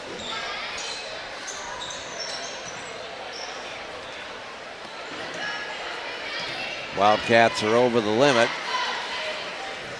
Foul was on Thongvan, by the way. Macy Olson coming into tonight, 7 for 14 from the free throw line. Misses the first one and makes the second. So she is just the 5th player to score tonight for Winterset. Carlisle's had about 10 players score. Here's Thongvan.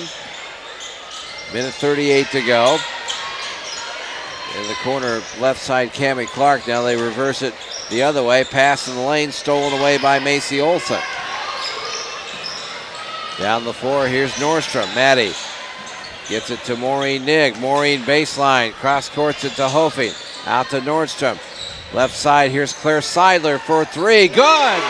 And it's a Suds and Pups three. I told you she doesn't want to shoot anything but threes. She told me that today. And she's 4 for 5 from downtown in this season. 57-32. 1 minute to go.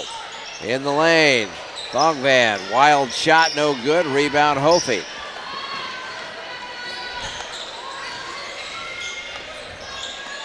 Winterset will be at Des Moines Christian on Monday night, and then a home game with Ballard here on Tuesday night. And then next Friday night, a week from tonight, we start the second half of the conference season. Steve Gilbert will be here.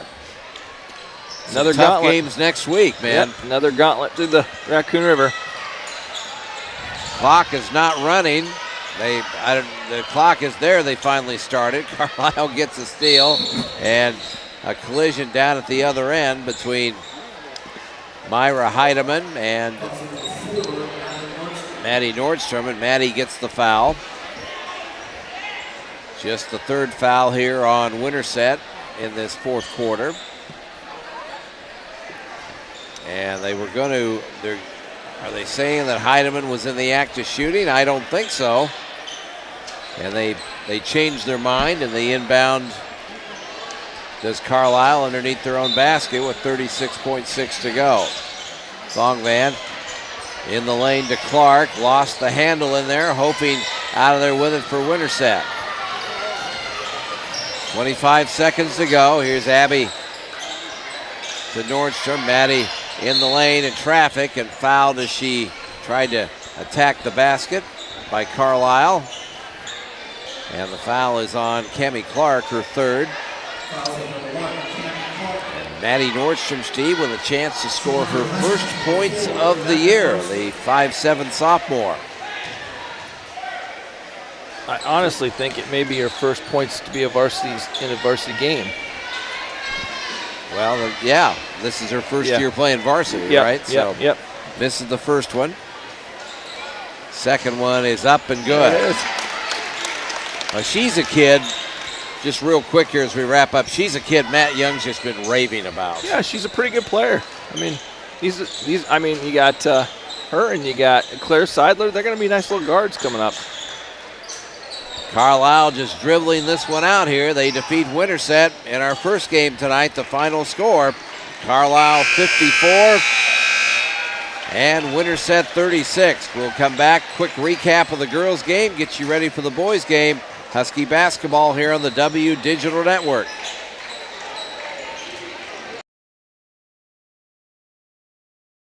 Choosing the right insurance company is not easy. Let the professionals at Pro Team Insurance be the one you trust. An independent agency specializing in auto and home insurance, life insurance, and insurance for business and contractors, people come to Pro Team Insurance largely on word of mouth. The Trust Factor, located at 55 East Jefferson on the historic Winterset Square. Let Pro Team Insurance be that trusted insurance company for you. Stop in or call 515-462-4061. Swanson Masonry LLC specializes in wall foundation replacement throughout central Iowa. If your foundation is damaged beyond repair, their experienced contractors can safely and efficiently remove your existing foundation and construct a sturdy new one. While foundation replacement can be an extensive undertaking, Swanson Masonry LLC has the skills necessary to get the job done right, on time, and on budget. Let them put their expertise to work for you. And for all your masonry needs, give them a call at 515-210-3463. McDonald's in Winterset is independently owned and operated by a local franchisee to serve the communities in and around Winterset. Their mission is to provide an excellent restaurant experience to their guests and a friendly environment while delivering McDonald's gold standard quality, service, cleanliness, and value. Their vision is to become the premier place in the community to gather with family and friends for great food, drinks, and conversation. Open daily, 5 a.m. to 11 p.m. The drive-thru is open 7 days a week, 5 a.m. Back here at Winterset High School, where Carlisle's won the first game 54-36. They outscored Winterset 24-6 in the second quarter, guys, and that was the ball game. 3-pointers killed Winterset in that quarter. Carlisle led by Macy Camito with 24 points. Ties her season high for the year, 24 points. And as typical Carlisle, she's the only player in double figures. Winterset got a great game from Bryn Acton tonight, Steve, 15 points. Yeah, going back to Camito, I know we've sang her praises a lot tonight, but I mean, she scored 24 points, but look how, I don't know how many assists she had, but I can guarantee you she had a lot of assists tonight. So, yeah. Five. I mean, she also had 11 24 rebounds. and 5. I mean, she was moving the ball around. And she averages 6. And so she's not a selfish player. She's not. I mean, she could very well be a selfish player, but she's not. So the Carlisle girls go to 8-2. Winterset goes to 3-6. And we turn our attention to the boys' game here. Huskies 2-6, but they've won 2 in a row. Carlisle 3-6 overall. The Wildcats still looking for their first win in conference play. Well, when we come back, we're going to visit with head coach Josh Henry on our Montrose Pharmacy Coaches Corner. We'll do that when we return. Husky basketball on the W Digital Network. Pifer Ag Solutions offers independent agronomic solutions through elite partnerships, as Winterset's local channel Seed Pro offering elite corn and soybean genetics, or as Madison County's only authorized Titan Pro sales representative offering a full menu of crop protection products. Pifer Ag Solutions strive to offer products and services to increase the profitability of your farming operation. To find out more, give Pifer Ag Solutions a call at 641-660-4787. It's time for the Montrose Pharmacy Coaches Corner, featuring Winterset head boys basketball coach Josh Henry. Fast, friendly, and professional service with the faces you can trust. Montrose Pharmacy, a Winterset institution since 1921. Let's go courtside for the Montrose Pharmacy Coaches Corner. Back here in our Montrose Pharmacy Coaches Corner with Winterset head coach Josh Henry as the Huskies take on Carlisle tonight in Raccoon River Conference action. Winterset looking for their third win in a row and coming off a really good win up at Boone last Friday night, Josh, where, man, you kids played well. Boone came back at you. You withstood their challenge, and then in overtime, kids made shots. We made free throws, and we got the dub. Yeah, Todd, it was a really fun win. It seems like forever ago, being a week ago, not playing on Tuesday. But, yeah, that game, super proud of the guys. Boone, very experienced, that whole team basically back from last year.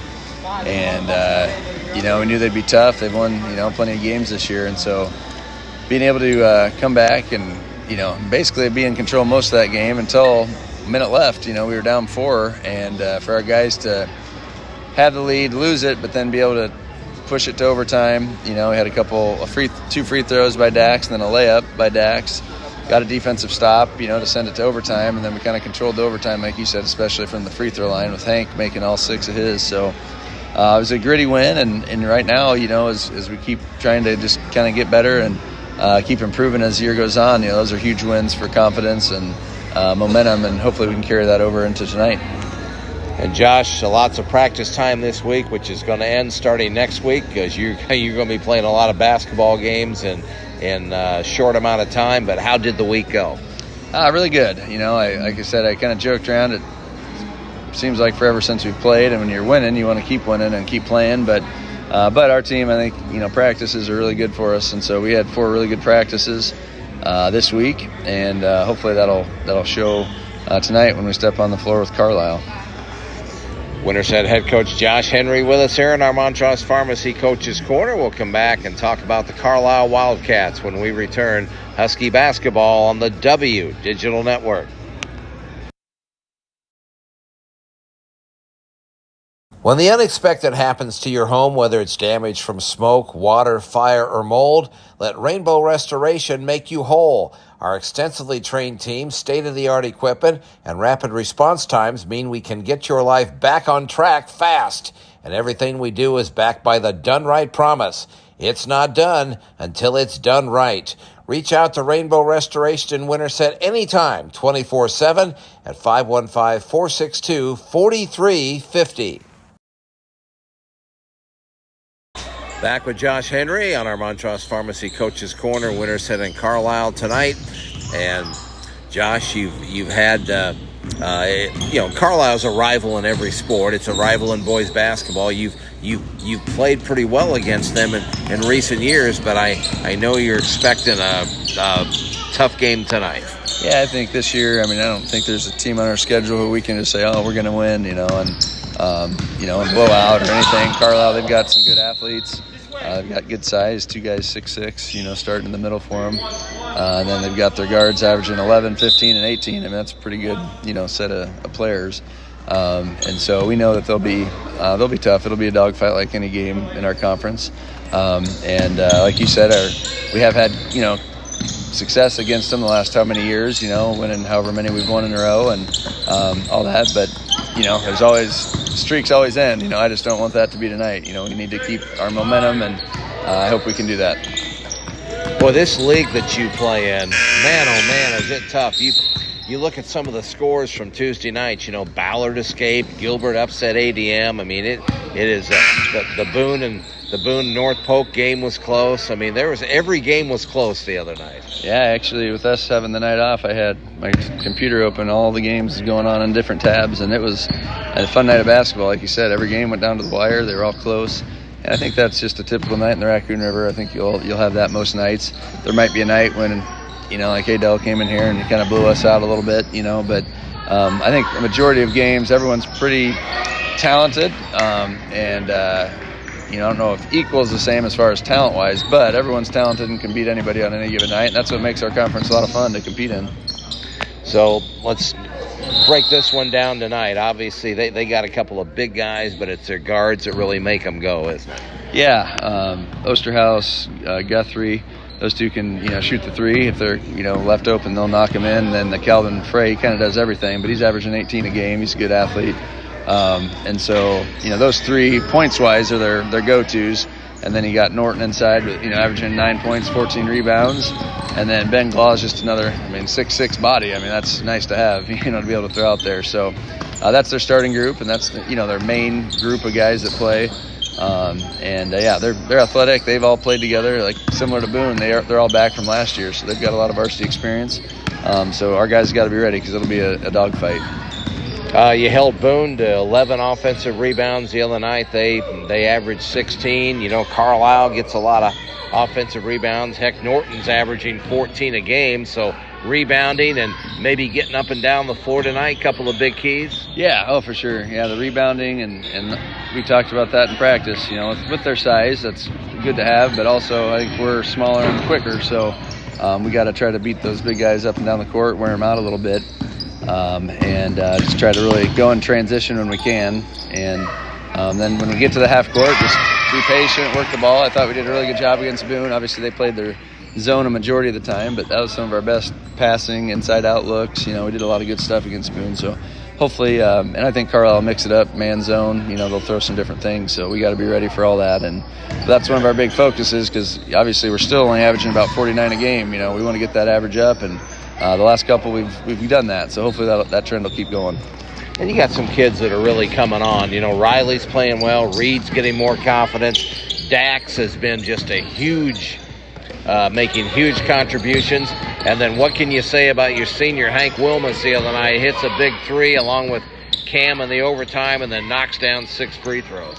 Yeah, all of our guys that are playing, even our bench, even our game day post today, Coach Bradley does, but is a play against Carroll. On our bench, everybody's got a towel waving it, cheering, hooping and hollering. So it's a complete team thing. The guys that practice are doing a great job, but the guys that are, getting in the game, they're all contributing in positive ways, whether that's defensively, offensively, free throws. Cam, Sheffield the other night coming in, a big three, and so that's what it takes to be a team. You got to have a lot of guys that can do good things, and you might be bringing this up, but we got the clearance of Jake Hall. He'll slowly start getting back to us. I wanted to talk to you about him a little bit. So we're looking forward to having Jake. He's practiced a couple days. Still not cleared to do 100% until next week. So hopefully, at least by Monday we can get him in a game and see how his ankle does. But then hopefully as we keep going, he'll be able to increase his minutes as he gets back into shape and all that. All right, sir. As always, thank you very much. Good luck tonight. We'll see you after the game. All right. Thanks, Todd. Go Huskies. And that wraps up our Montrose Pharmacy Coach's Corner with Winterset head coach Josh Henry. More of our Breeding's Ace Hardware warm-up show when we return. Husky basketball on the W Digital Network.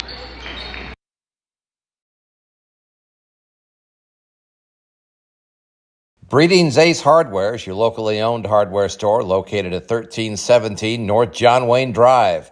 Whether you're a pro or tackling a do-it-yourself home improvement project for the first time, trust your neighbors at Breeding's with the expert advice, the tools, the equipment, and the products you need to get the job done.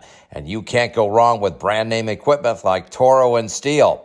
Your friendly neighbors at Breeding's are there to help you 7 days a week, Monday through Friday, 7:30 a.m. to 6, Saturdays 8 a.m. to 5, and Sundays noon to 5.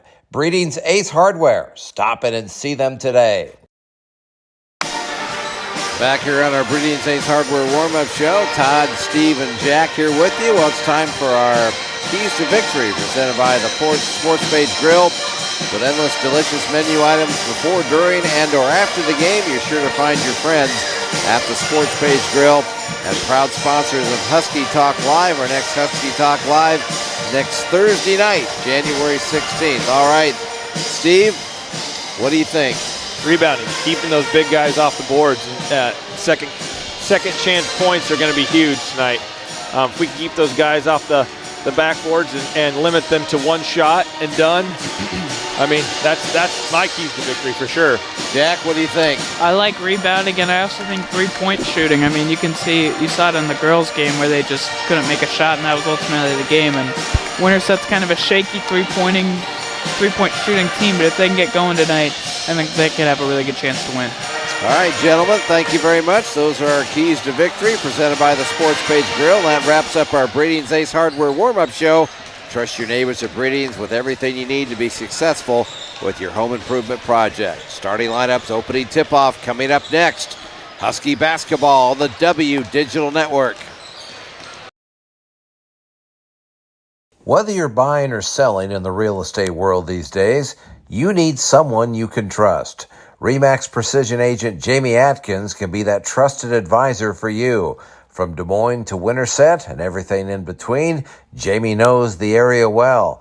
Jamie works hard for her clients, always having their best interests at heart, with the goal to make sure they have the best experience. Give Jamie Atkins a call at 515-705-9994.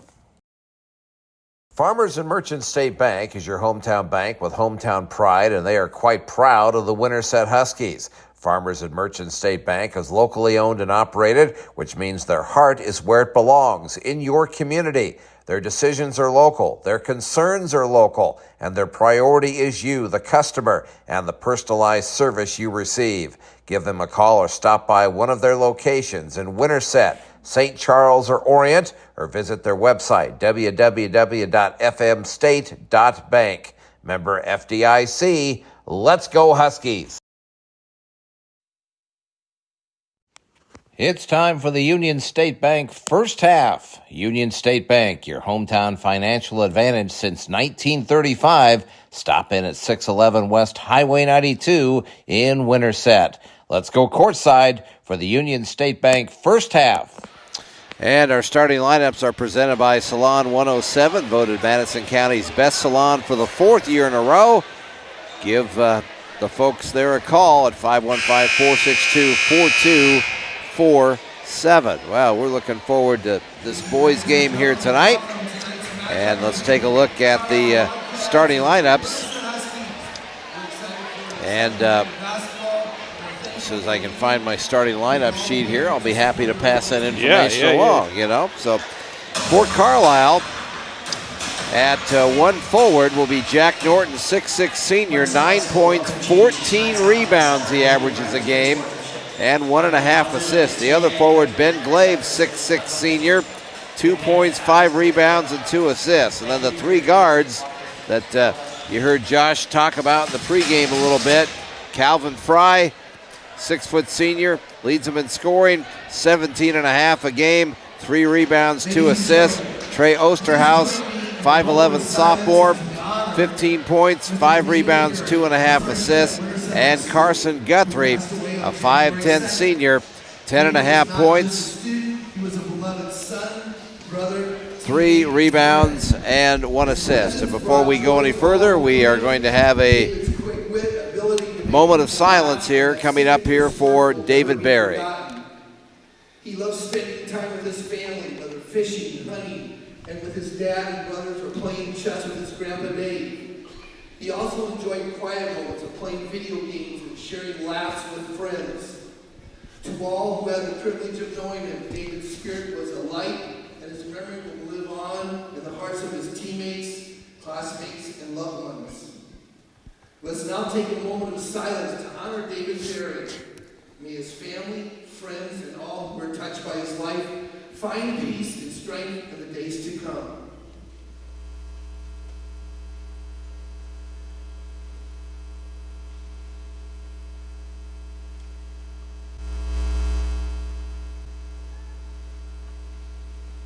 Thank you. Your officials for tonight's contest are Mr. Scott Eichel, Mr. Steve Schultz. It has undoubtedly been a tough 8 days, Steve, for sure, you know? Yeah, and you know, I mean, Jack can attest to this probably more than I can. I mean, since he's with the students all the time. Not that I'm not, but he's with them, and I, you know, I can really tell you right now that the students has handled this pretty doggone well and maturely. All right, well, we gave you the Carlisle starting lineup here for Winterset tonight. At one forward, it'll be Riley Johnston, 6'4" senior. We want to mention, before we mention that, we want to mention the coaching staff for the Wildcats. Dustin Alvine is their head coach, assisted by Brady Harpino, Chris Carpet, Dan Shipley, and CJ Whistler. Now the starting lineups for the Huskies. At one forward, Riley Johnston, 6'4" senior, 10 points, 4 rebounds, 1 assist. The other forward, Reed Smith, 6'3" junior, 5.5 points, 3.5 rebounds, and 1 assist. The guards, Jace Bellamy, 5'10" senior, 2 points, 4 rebounds, and 2 assists. Daxon Weeks, 5'8" junior, 6.5 points, 1.5 rebounds, and 2 assists. And Hank Wilmus, 5'9" senior, and Hank coming in, averaging 11 points, 3.5 rebounds, and 5 assists. Josh Henry in his 11th season, assisted by Corey Bradley, Cole Williams, and Lucas O'Rear. Our officials again tonight, Steve Schultz, Denny Bloom, and Scott Heitland are the three blowing the whistles here tonight. I tell you, some of the games the other night in the league, Steve, were just unbelievable. Gilbert upset ADM in Gilbert, 68-67, and that game was tight all the way, but Gilbert outscored ADM 16-12 in the fourth quarter to win it. So they knocked off ADM. Elsewhere, the Carroll game. The Carroll game. Ballard was in big trouble in that game. Yep. They trailed 59-48 after 3 quarters, and they outscored Carroll 18-5, Steve, in the fourth quarter to win that game, 66-64, and stay unbeaten in the league. And me and Coach Henry were just talking about that yesterday, about how they didn't box out the backside, and Ballard got the cheap shot on the backside of the hoop and was able to tip it in for the win. Carlisle was in a tight game up at Boone on Tuesday night. They lost the boys 62-58. Game was tied at 45 after 3 quarters, but Boone outscored them 17-13 in the 4th quarter to win it. The other game the other night, North Polk and Bondurant Farrar had quite a game in Alleman, and North Polk won that game 41-37, but they outscored Bondurant Farrar 12-7 in the 4th quarter. So man, it is, you and Jack know it better than I do. You've been around it longer, but man, the Raccoon River Conference is one tough league. It has been the last 3 or 4 years. It's been the toughest conference in the state of Iowa, really, from top to bottom. I mean, anybody can beat anybody any given night, for sure. So here we go. It'll be Glaive jumping up against Riley, or Jack Norton, excuse me, jumping against Riley Johnston here.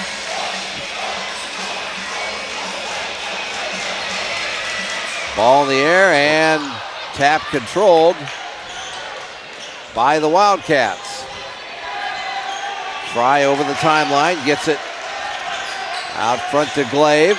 And Coach Henry did say he'd start out in man-to-man tonight.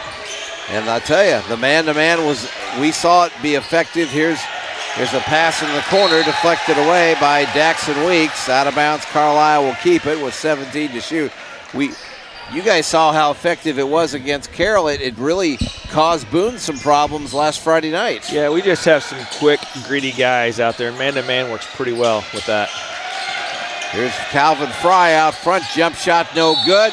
And over the back on the foul is Jack Norton. Good box out there by Riley Johnston. You got to get these guys in foul trouble, these big guys. Got a box out all night, right, Jack? Yeah, I think that could be something that could be an issue for Winterset, so an early foul there is going to really help. Huskies on the attack. Here's Wilmus to Weeks. Carlisle on a man-to-man. Bellamy with it. Right side, Reed Smith. Reed out front to Riley Johnston. Riley dribbles to the free throw line. Now down the lane. Up and good. What a move by Riley Johnston. I really like that attack by Riley. That's a good sign. Winterset leads 2-0. Here's Osterhaus. Gets it to Glade. Tried to go to Norton. Stolen away by Weeks.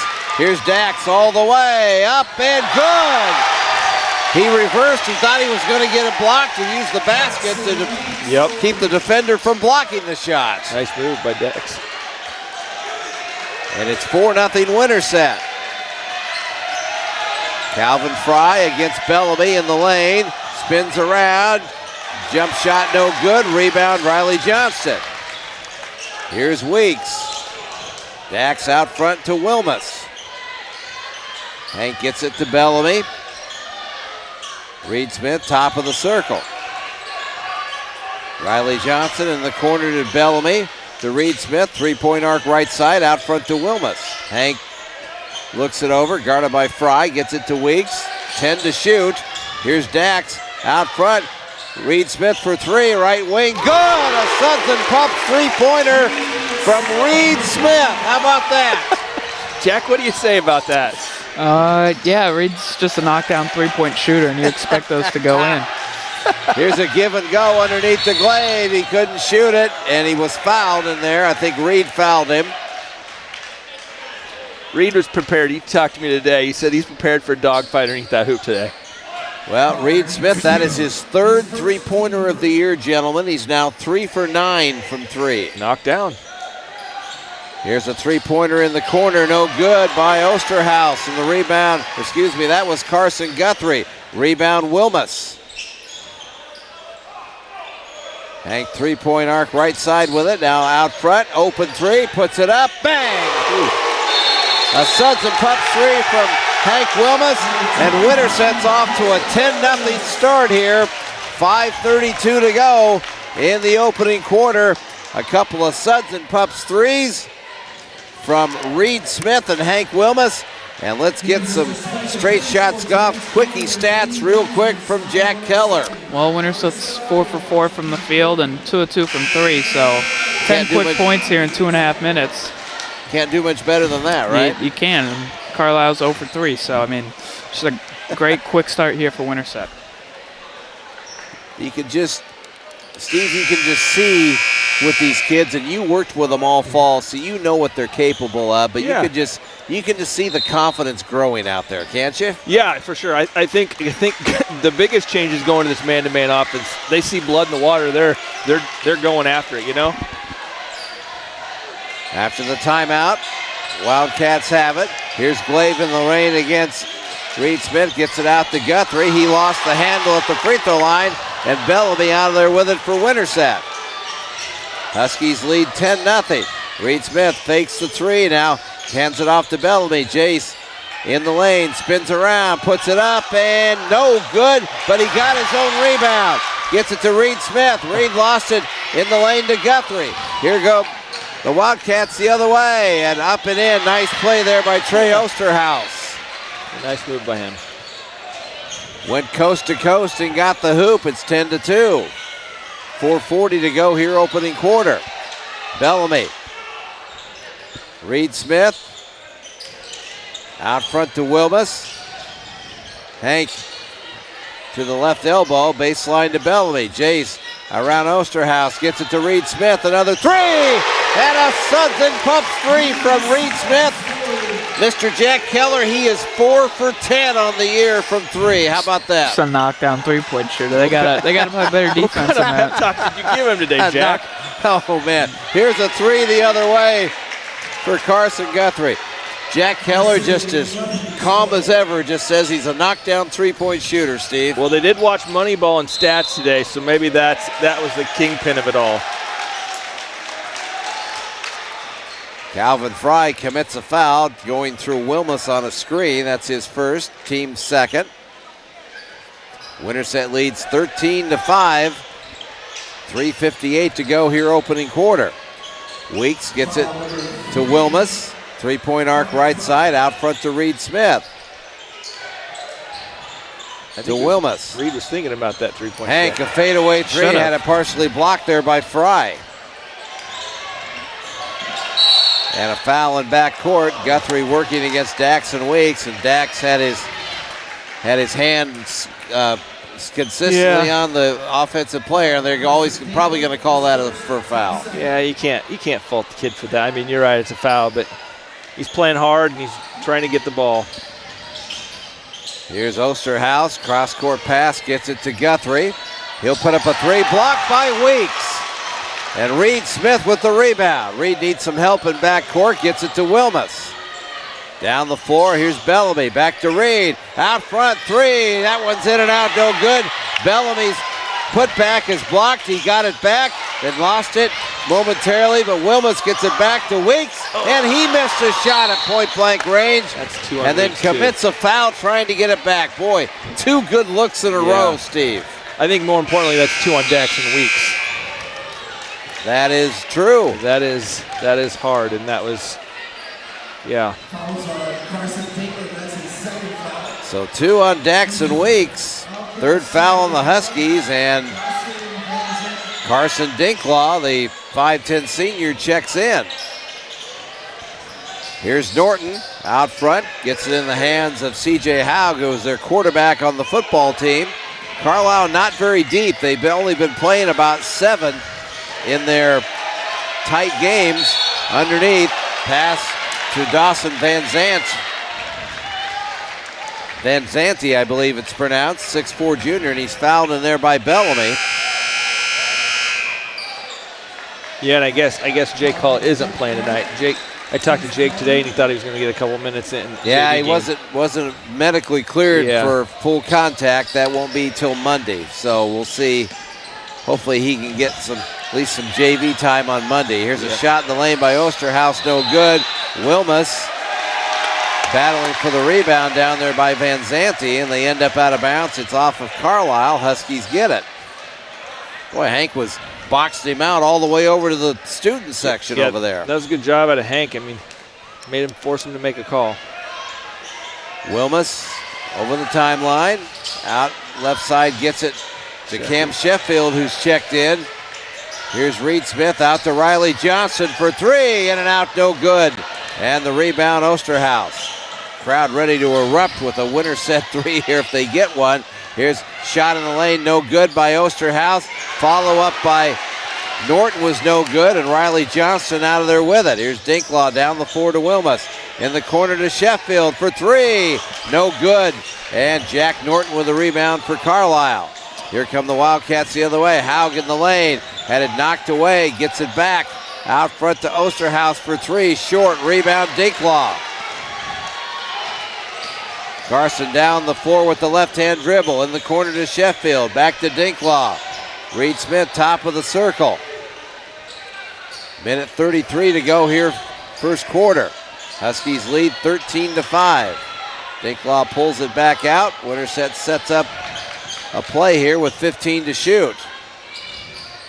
Dinklaw, Riley Johnson, right elbow. Riley working against Osterhaus, has a height advantage there. Now gets it to Dinklaw, 4 seconds. They got to shoot it. Here's Wilmus, had his shot blocked out there. And what do we have here? Shot clock violation. That's Carlisle and Dustin Alvine didn't like that so much because they were going the other way transition there. Yeah, that couldn't have worked out any better for Winterset, actually. Jackson Bear, 6'3" junior, checks in for the Huskies. 13-5, Winterset leads here. Minute to go here in quarter number one. Osterhaus guarded by Sheffield. Now down the lane for Glaive, stolen away by Wilmus. Hank all the way, shot fake, in traffic, up good. Kind of had to wait for the traffic to clear there, Steve.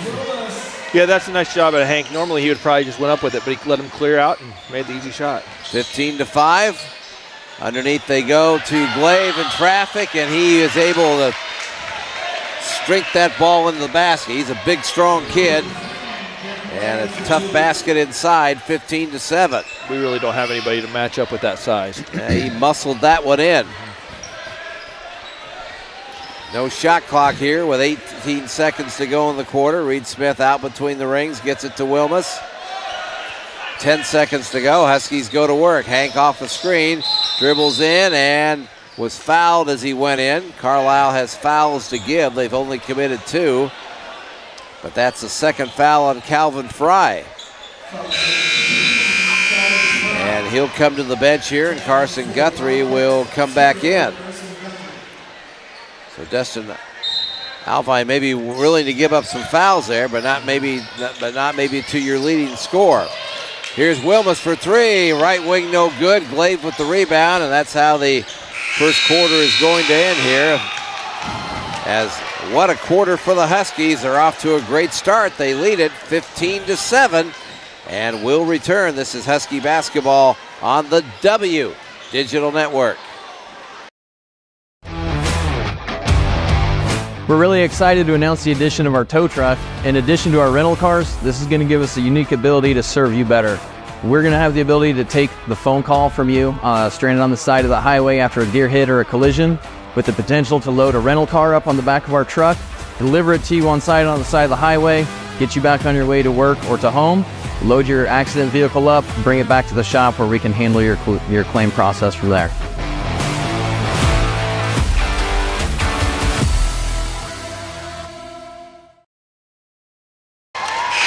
Welcome back to the Union State Bank second quarter. First half action here. Great start for Winterset, Steve, 15-7. You couldn't have asked for a better start, and that's what they needed. I think they're actually, and I'm not looking at the stats right now, but I think they're limiting them to one and done on the shots. I mean, they've had a couple offensive rebounds here and there, but I mean, they're really doing a good job on the rebounding portion of it. So if they keep that up, I mean, they jumped out to a quick lead. Let's get a straight shots golf quickie stat update from Jack Keller. Yeah, Carlisle just started 3 of 11 from the field, and they've just kind of struggled to get open looks, and they haven't been able to hit their shots when they've got them. Huskies have the basketball to start the second quarter. They have Dinklaw, Sheffield. Wesley McKinney is checked in the game, the 5'8" junior. Bellamy's out there with Jackson Bear, so no starters in the game right now except for Bellamy for the Huskies, and a foul on Carlisle. Or no, ball knocked out of bounds, excuse me. Winterset will play it in here with 20 on the shot clock. McKinney to play it in, gets it out front to Dinklaw. Left side, here's Bear.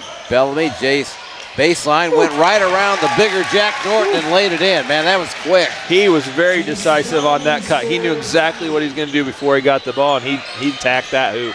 And that's a bigger kid than Bellamy. He got up there pretty high. They just blew right by him, 17-7. Here's Osterhaus in the lane to Glaive against Bear. Curling around, puts it up, and muscled it in for another basket. Tough move. Ben Glaive has 4. It's 17-9. Here's Bear out front. Carlisle stays in the man-to-man, and the pass for Sheffield too high for Cam. He couldn't pull it down. Huskies turn it over. Pretty clean game so far, Jack, for the most part. Yeah, that's just Winterset's second turnover, but with this lineup they have out there, I wouldn't be surprised if they're a little more sloppy. Here's Norton out front, gets it to Guthrie. Hands it off to Osterhaus, guarded by McKinney. In the lane, spins, can't shoot it. Baseline to Glaive, he bangs in to Jackson Bear. Jackson Bear's called for the foul. Boy, that's a tough foul. Josh Henry not happy about that. Glaive initiating all the contact, Yeah, Steve. he was lowering his shoulder. Usually when you lower your shoulder like that, you get an offensive foul, and not to mention pushing off with the forearm, but they didn't call it that way today. Here's Osterhaus, baseline, shot no good. In there, Norton offensive rebound, fouled as he went up, and those twin towers in there, and Glaive and Norton really battling us on the boards right now. You know, the thing that's really shocked me is I didn't realize Bellamy could jump as high as he could. Jeez, oh Pete, he's got some hops. But Jace has his second foul. I'll end up fouling out at some point. Jack runs with these guys, so they talk all day long. Jack doesn't sugarcoat it, does he, Steve? He runs with these guys all day long, man. They all come in my office for break at stats, and they shoot the ball at my little 4-foot hoop. And Jack Norton makes both free throws. It's a 17-11 game here. Bellamy out front to Jackson Bear. Jackson in the lane against Glaive, had his shot blocked, but a foul is called on Ben Glaive. That'll be his first. You know, I don't know how often Jackson going at Glaive is going to work, but right there he's getting to the line, but it didn't. I'm not sure that was going to end too well for him. You gotta love your son over there, Steve. I definitely do. He just, man, he's ornery. He's ornery. And he can say about these guys because he hangs with them all the time. They're all of his buddies. They all know Jack. Jackson Bear makes both free throws. And Winterset leads 19-11. 6:12 to go first half. Here's Osterhaus's pass for Fry, knocked away, but Fry able to get it back. Gets it to Norton. Cross-court pass for Osterhaus, nearly stolen by Wesley McKinney. And did he make contact? I thought maybe he touched the pass. The officials say no. Winterset bench certainly was selling it there, Steve. I didn't see what happened. I just saw McKinney's ankle gave out, and I thought, oh, geez. And some hockey substitutions here for Josh Henry. Reed Smith, Daxon Weeks, Hank Wilmus, and Riley Johnston are all back in the game. Here's Bellamy.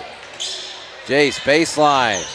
Hangs it to Reed Smith in the lane. Riley Johnson, his shot may have been partially blocked, but Bellamy rebounds. His shot blocked. He gets it back. Reed Smith, another three. Good! Another Suds and Pups three from Reed Smith. He's got 3 of them, Jack Keller. Automatic. I just got to slow clap him a little bit. 22-11. How many points does he got? He's got 9. Holy 3 moly. threes. Norton with a nice move in the lane, couldn't finish. Good contest by Riley Johnston, and the Huskies get the rebound. Here's Wilmus off a screen. In the corner to Riley Johnston for 3. No good. And Osterhaus with a rebound for Carlisle. 22-11. Here's Glaive right side to Norton. Shot fakes. Now he'll put up a 3. Good. Jack Norton. That was pretty nice.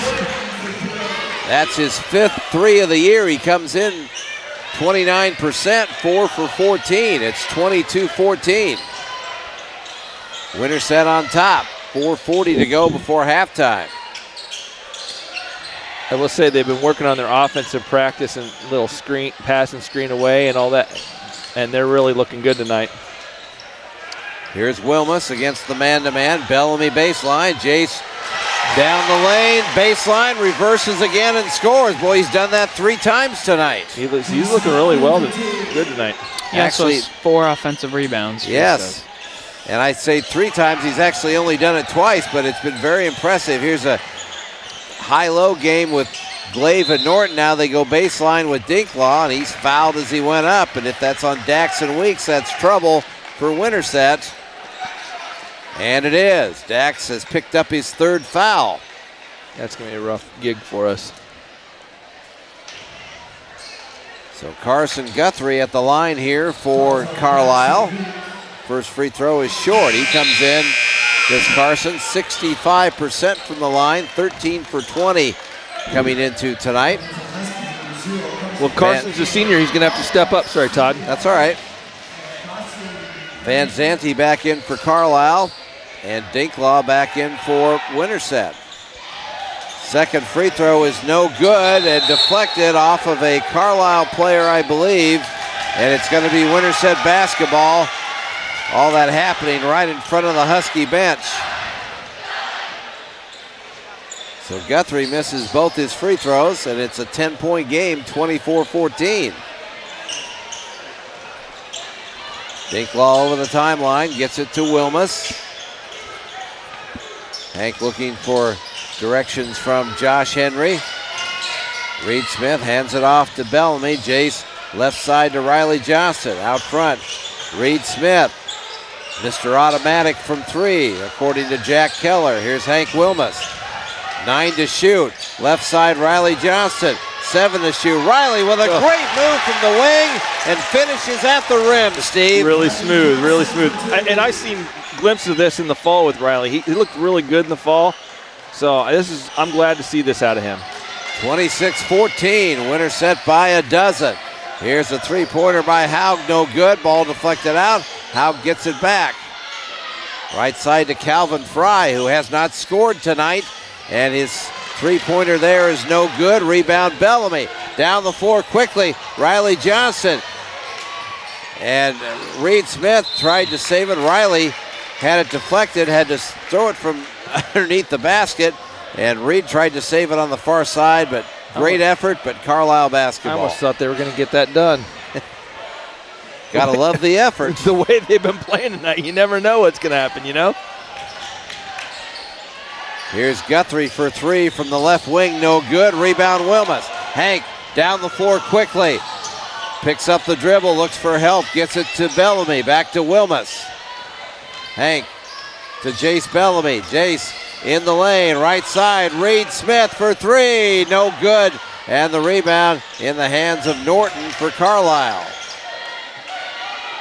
I was ready to say if he made that one, Steve, he's got it stuck on automatic. Here's Norton, left elbow underneath, gets it to Van Zanti, who just knocks Reed Smith down and lays it in. Boy, he just ran over Reed Smith that time. Well, I think Reed Smith ought to go to Juilliard for acting. So you're telling me that was a flop, huh? 100%. All right, okay. Would you not say that, Jack? Oh, 100% a flop. Man, You know Reedy's going to do that when he gets a chance. I'm trying to give the young man some benefit of the doubt there. I will tell you this. There's no one that loves Reed Smith more than I do because he's just a good kid, but he flopped there. Timeout here, a full timeout. We'll keep it right here with you and let you know that coming up at halftime, we'll recap our Roush Collision and Restoration first half individual scoring, review our Michaels Computer Repair first half statistics, and select our Edward Jones Whitney Messersmith first half MVP.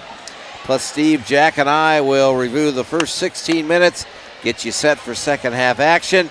And of course, we hope to have girls coach Matt Young stop up and talk to us for a few minutes about our first game tonight, won by Carlisle 54-36. That's all a part of the Madison County Realty halftime report.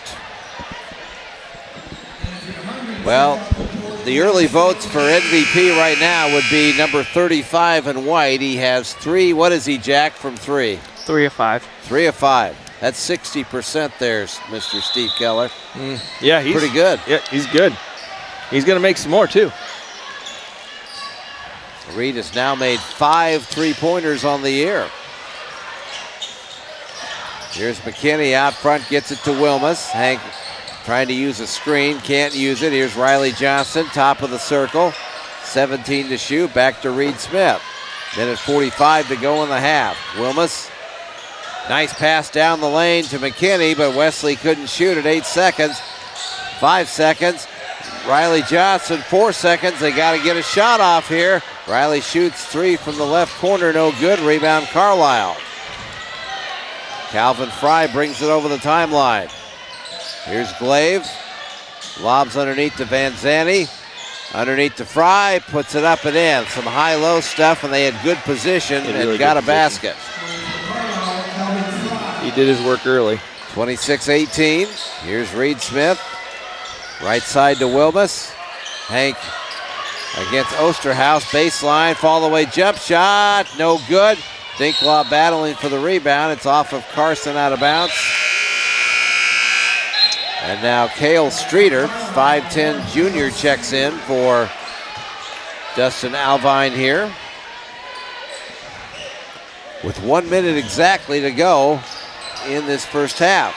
Winterset leads 26-18. And an over and back deal as Van Zandt threw it to Glaive, and then Glaive gave it right back to Dawson, but Dawson wasn't over the half-court line yet. So that does not make Carlisle coach Dustin Alvine very happy. Difference of about 15 seconds between the game clock and shot clock. Here's Wilmus. Thought the Huskies might go 2 for 1, but they're going to work the clock here. Here's Reed Smith. Pass to Riley Johnson. Out to McKinney. 3-point arc left side. 15 to shoot. Here's Wilmus. Hank dribbled it off his foot, but Riley Johnson picks it up. 8 seconds. Reed Smith, a 3 in the corner. No good. But Dinklaw with a rebound. Huskies were hopefully going to run out get the last shot, but Hank Wilmus traveled, and it will be Carlisle basketball. Thought for a second we were going to get the last shot on that offensive rebound. Yeah. Just needs to slow things down, know the circumstances, and just play it out for one. So with 16.9 to go, Carlisle can play for the last shot. Osterhaus over the timeline against Dinklaw. 8 seconds, gets a screen from Glaive. He'll fire a 3. It's an air ball. Norton saves it, baseline to Guthrie. Back to Norton in the corner for 3. Good. It rattled around and went in for Jack Norton from the right corner. And that's how this first half ends. A half where Winterset has dominated the game, but they're only up by 5 at halftime, 26-21. We'll come back. Our Madison County Realty halftime report coming up. This is Husky basketball on the W Digital Network. When you bank at Union State in Winterset, you have a hometown financial advantage. A family-owned independent bank, USB has a number of services to take advantage of, like convenient loan terms to grow your business, competitive home ownership and home equity loans, and personal loans for various personal needs, just to name a few. Proud to serve Madison County since 1935. Stop in at 611 West Highway 92 in Winterset or call 515-462-2161 and get your hometown financial advantage started today. Equal housing lender, member FDIC, and go Huskies.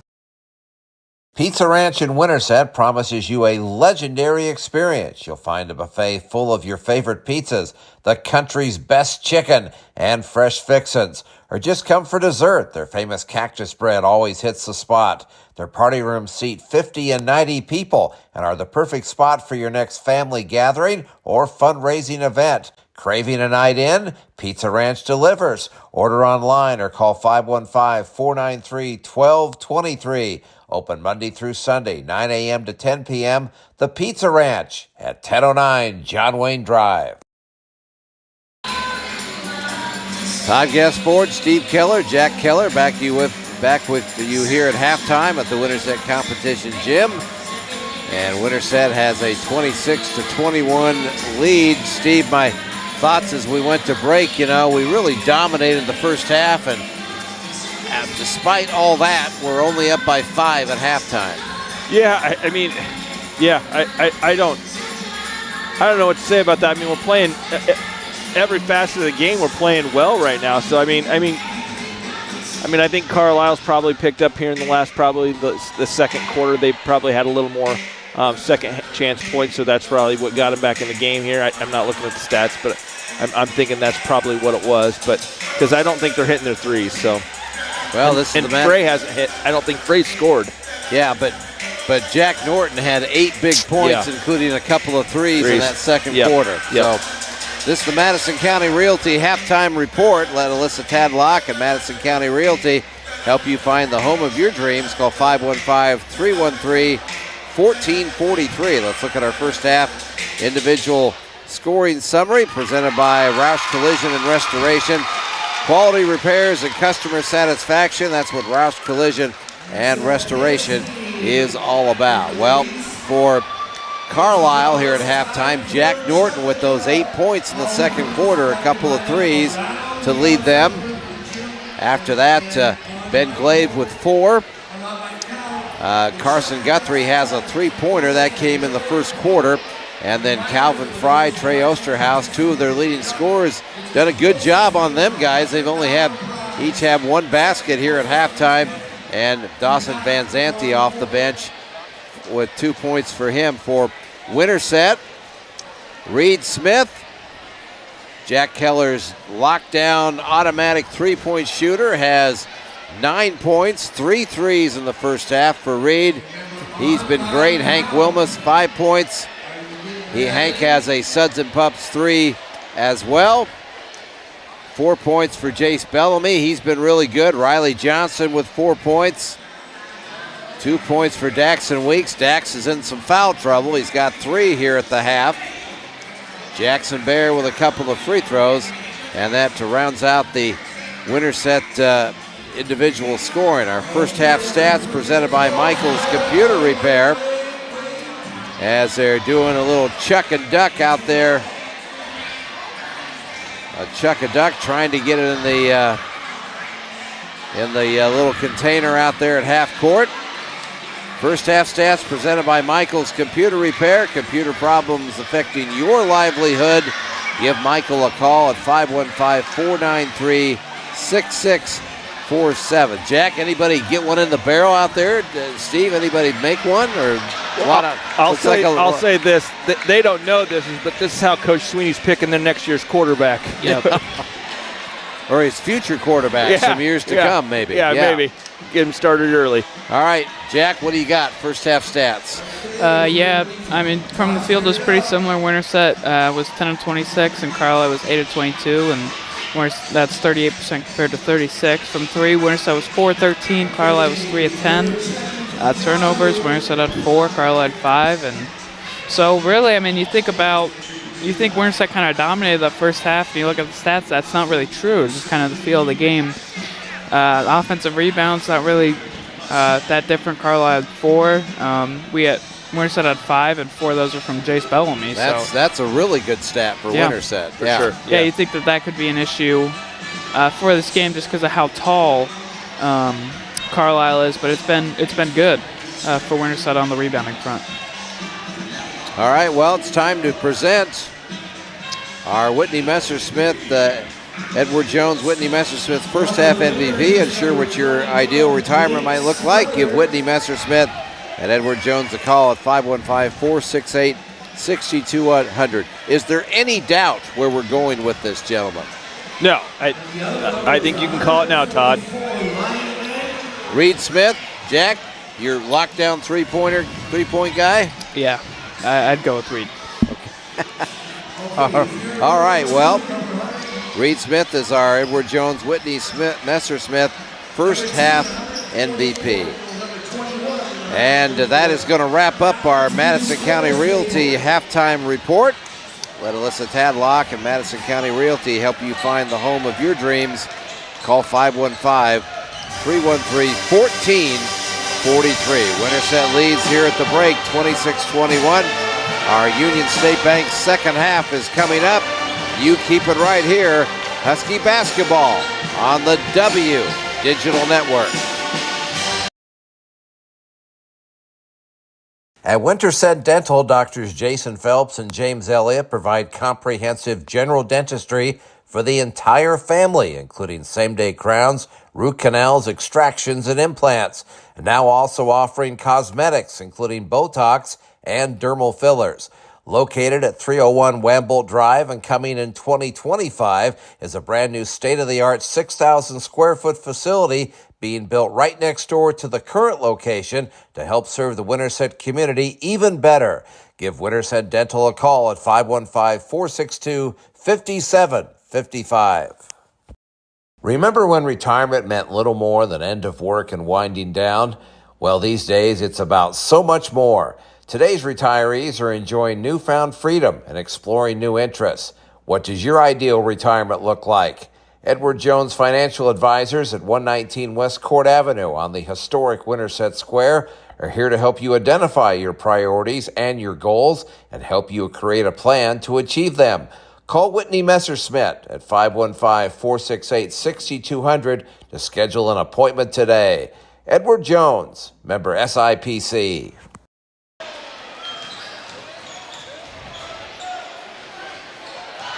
It's time for the Union State Bank second half. Union State Bank, your hometown financial advantage since 1935. Stop in at 611 West Highway 92 in Winterset. Let's go courtside for the Union State Bank second half. And it will be Carlisle basketball to start the second half. Winterset leads 26-21. So, Steve, I agree with your analysis that you mentioned earlier. You know, Winterset has really played a pretty good first half of basketball, and Jack, you talked about that as well. The stats may not indicate any kind of dominance from Winterset, but guys, what do we got to do here in the final 16 minutes to get this in the win column? Jack, you want to go first? Yeah, I think they just need it. I mean, I don't know if there's really a good fix for this, but I think their entire offense is going with this high-low, down-low, and if they can try to stop the ball from even getting down low, I think that's going to be their fix on defense. Yeah, I mean, I honestly think that what they're doing right now is they just need to keep going. I think they're going to wear Carlisle out. They're not very deep, and they need to keep going at those big guys and try to get those guys into foul trouble. I think if they get them in foul trouble, I think that's the game. Josh Henry talking with Jace Bellamy and Daxon Weeks there on the bench right now, and I guarantee he's telling Dax, you can't pick up your fourth foul here. We need you on the floor. Yeah, you really when he's on the bench, you can really tell. I mean, there's a lot more fluidity to the offense. There's a lot more urgency when he's on the court. I mean, he's really starting to come into his own a little bit, far from when it was the beginning of the season. Now, I mean, I feel like he's kind of found his role, found his niche, and he's really starting to do well. Jack, any other thoughts from you here before we start the second half? Yeah, I just think they need to keep playing with tempo on offense. I think sometimes we saw they kind of get a little stale and they're getting to the end of the shot clock a lot more regular than we have seen from this team. Just need to keep stuff moving. Well, the boys' standings starting tonight in the league. Ballard, top ranked in the state, 7-0. Gilbert, 5-1. ADM 4-2. Bondurant 3-3. North Polk 3-3. Winterset 2-4. Carroll 1-5. Boone 2-4, and Carlisle 0-6. And we're going to see the top two teams in the league next week. We're going to see Ballard on Tuesday night here and at home, and then Gilbert at home here on Friday night. So we're going to see the best two teams in the league. Here's a shot in there, no good by Osterhaus, but the Wildcats get the rebound. Here's Osterhaus in the corner for three, no good. Norton offensive rebound, gets it to Guthrie. Out front, here's Glaive underneath to Norton. He's got position on Riley Johnson, and he lays it in. Boy, they're really getting position down low, Steve. I think that's something they talked about at halftime. We need to get our big guys involved. It's a 3-point game, 26-23. Huskies led by 8. Here's Jace Bellamy in the lane against bigger guys, and he just outquicks them there, Steve, for another basket. Yeah. Jace is doing a heck of a job tonight, too. He has 6 points. In the lane, here's Osterhaus, missed the shot. Glaive tried to follow, couldn't do it. Bellamy out of there with it. Jace down the floor quickly. Riley Johnson up, no good. They battle for the rebound. Bellamy out of there with another one. Out of bounds, who's it off of? It is off of Carlisle and Trey Osterhaus. Man, Jace Bellamy all over the place. I don't know if you saw this, but he blocked that shot down here on Glaive and busted his rear end to get down here, too. Wow. Riley Johnson going to be called for a travel, working against Norton. Yeah, Jace Bellamy, man, he is playing. I mean, the kid plays hard. We know that. And you know, Jack's like, well, he's going to foul out. Well, but if he fouls out, he's going to get his money's worth. I'm telling you. Well, I've never known a Bellamy not to have a high motor like he's got. I mean, Blake, his brother, had a high motor. Carson had a high motor. The inside passing by Carlisle turns into a turnover that time. Here's Riley Johnson in the lane. Had his shot blocked in there by Glaive, and Norton out of there with it. Here's Calvin Fry. Jumper from the right wing, good. He just got a little opening, and he has his 4th point. Yeah, we don't want to get him started. It's 28-25. Winterset by 3. 5:50 to go here, third quarter. Jackson Weeks, Dax down the lane and fouled as he went in. And the foul is going to be on Calvin Fry. That is his 3rd. That's a big foul. See what Dustin Alvine wants to do here. They inbounds out front. Wilmus for 3 off a screen. And it's a Suds and Pups 3 for Hank Wilmus. That was good. We needed that. Hank has 8. And it's 31-25. Little give and go to Fry underneath from Glaive that time. And Calvin Fry has 6. They are really attacking Winterset in the paint right now. But they know that's where their advantage lies, is right there in the middle. 31-27. Here's Wilmus. Hank down to Dax and Weeks. The backdoor cut and a layup. Nice job out of Hank and Dax. Give and go. 33-27. Dax with his 4th point. Here's Guthrie in the lane against Weeks. To Norton out for 3. Good. He hits another one. It's 3 for 3 on the night. He came into the night 4 for 14 from 3. He's got 3 3-pointers tonight. Weeks' pass deflected and stolen by Fry. It's 33-30. Calvin Fry in the lane, kicks it out to Guthrie. Shot fake, running jumper, no good. Rebound deflected out of bounds, and they say it's off Hank Wilmus. There were 2 Carlisle guys there, but they say it's off of Wilmus. And the Wildcats will keep it, and Fry goes to the bench with those 3 fouls, and C.J. Haug is back in. The inbound to him, top of the circle. Hands it off to Guthrie, guarded by Weeks. Underneath they go to Glaive. Ball knocked away, but Haug got it back. Now here's Glaive. 3-pointer Guthrie out front, good. And this game is all tied at 33 with 4:10 to go, third quarter. It wouldn't be Winterset basketball if we didn't have a nail biter here recently. Here's Wilmus to Weeks. Huskies need a basket. Dax dribbling in against Haug, forces it up, no good, but drew the foul. Boy, his quickness and his stop-and-go moves, he just found his way to the rim that time, Steve. Yep, he needs to knock these down. The foul is on, see who they got. I think it was on number 2. Yep. Osterhaus. Trey Osterhaus, that's his first. Here's Dax and Weeks. Dax at the line, makes the free throw. Dax now 8 for 14 from the line this year. Jackson Bear in the game for Winterset. taking out Glay or Glau. And Van Zanti is back in for Glaive for Carlisle. Dax's second free throw rattles around and goes in. And the Winterset lead is 2, 35-33. Osterhaus out front, gets it to Van Zanti. To Haug.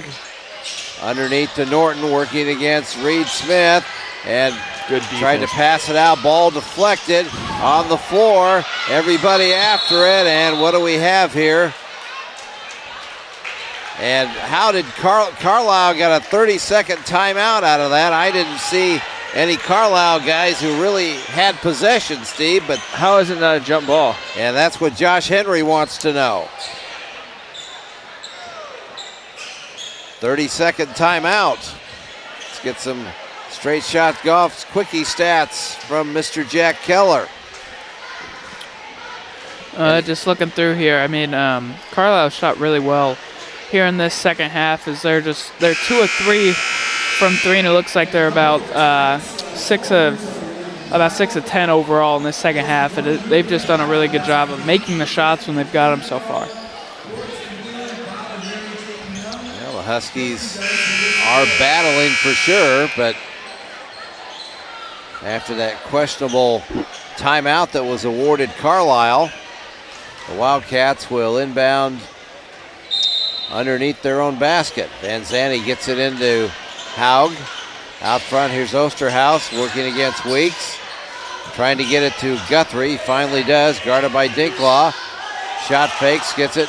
4 seconds on the shot clock, and we're going to have an offensive foul called here on, I think, was it on Osterhaus? Osterhaus, yep. Yep. Good Winterset defense right there with the shot clock winding down. Mm-hmm. And he's been doing that really kind of all night, but they just called it just now. So, third foul on Carlisle here in the quarter. Here's Bellamy underneath, gets it out. Smith to Weeks, three-pointer, no good. Van Zanti with a rebound for Carlisle. 35-33. They go inside to Norton, back out to Van Zanti. Here's Guthrie for 3, no good. Norton over the top of Reed Smith for the offensive rebound, then bangs into Reed, puts up the shot, missed it, and Reed fouled him. Well, that's a tough foul. Yeah, I mean, he didn't come down on him, so when you go straight up like that and you don't leave the floor, it's usually probably a no call, but. Well, Jack Norton has been a problem tonight. And he makes the first free throw. He's 3 for 3 from the line. He has 9 rebounds, and 7 of them are offensive rebounds. 14 points and 9 rebounds in this game. And we knew he was going to be a problem. I mean, that size is just, we don't have anything to match up to it, so. Played tight end on the football team. He was a very good tight end for Mark Herkstra. It's a pretty good looking tight end, honestly, size-wise. 35-34, Reed Smith for 3, no good. Rebound Norton. That might have been a heat check there, Jack. I don't think I've seen him shoot that contested of 3 all year long. He's definitely feeling it. Down the lane goes Osterhaus, missed the shot. Jackson Bear with a good contest. Reed Smith out of there with it. Down the floor to Dax and Weeks. Dax, baseline bump, gets it back to Bear. Jackson in the lane. Nice move, and he lays it in. Jackson Bear. All the way from the left wing, came around on the right side and banked it in. Here's Norton underneath against Reed Smith, no good, and Reed out of there with a rebound. Reed did a great job there, Steve, to contest without fouling. Yep, he sure did. Here's Dinklaw for 3, right wing. Off the back iron, no, and Norton with a rebound for Carlisle. Down the floor, Osterhaus here. Minute 40 to go in the quarter. Winterset with a 37-34 lead. Here's a steal by Dinklaw. Carson cross-courts it to Dax and Weeks. Huskies, Josh Henry wants him to set up a play here. Dinklaw out between the rings, hands it off to Weeks, and then an offensive foul called on Dax as he was trying to go down the lane and pass it off, and he made contact with TJ Haugen, he has picked up his 4th foul. 4th foul. Well, that's not what we want. No, I mean, he's not going to be able to come back in the game till like 3 minutes left of the game. So Wilmus back in here, 37-34. Out front, Cale Streeter back in for Carlisle. They tried to go inside to Van Zandt. Stolen away by Reed Smith. Good defense in there by Jackson Bear. Here's Reed out front, right side to Cam Sheffield, who's back in the game. Here's Wilmus. Hank to the free throw line looking. Reed Smith on the right block against Van Zandt. Cross court to Bear. Jackson in the lane. Smith to Wilmus. 13 to shoot. Hank at the free throw line to Reed Smith. Baseline against Van Zandt. He lost the handle as he went up, but there was a reason, as he was fouled by Dawson Van Zandt. And should be fouled. I think Denny Blum got him in the act of shooting there, so it should be a couple of free throws for Reed, and it is.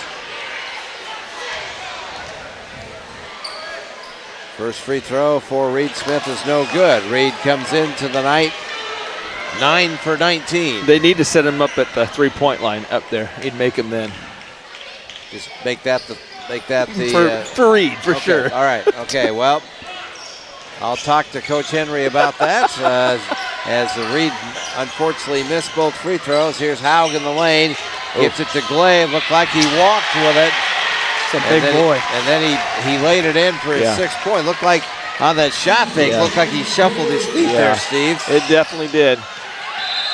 Here's Wilmus, fouled out front by Streeter. 37-36. Foul on Cale Streeter is his first. And Carlisle is over the limit in fouls, so Hank Wilmus will go to the free throw line. Hank, 65%er. And the first free throw is up and good. He was, I'll tell you what, up in Boone, he had ice in his veins, man. And those 6 he made in a row were nothing but nylon. Yeah, we need that. We need that out of our guards for sure. 38-36. Wilmus trying to get in double figures with this second free throw. It's up and good. He got them both. So Hank has 10. Winterset leads 39-36. 15 seconds to go here, third quarter. Streeter over the timeline against Wilmus. 7 seconds. Left side, here's Haug, baseline, and a foul called here on Cam Sheffield. I didn't see what Cam did there, but the Huskies have fouls to give, and the foul on Cam is his first. Yeah, not a bad foul. No, it wasn't a bad foul. No. Here's Guthrie, fires up a 3 from the left wing, no good. Dinklaw a heave to the other end, and Winterset has a 3-point lead here after 3 quarters, but this one is a long ways from being over. 39-36, Huskies lead after 3.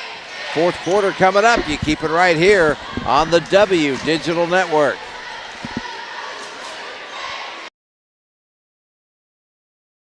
The Sports Page Grill at 224 East Highway 92 in Winterset's the place to find your friends before or after that big event. With great menu items, you'll find something you love. The Sports Page Grill can host and or cater any special event you might have. Just call 515-462-4673. And proud sponsors of Husky Talk Live on Monday or Thursday nights during the fall and winter high school sports seasons. The Sports Page Grill. We'll see you there.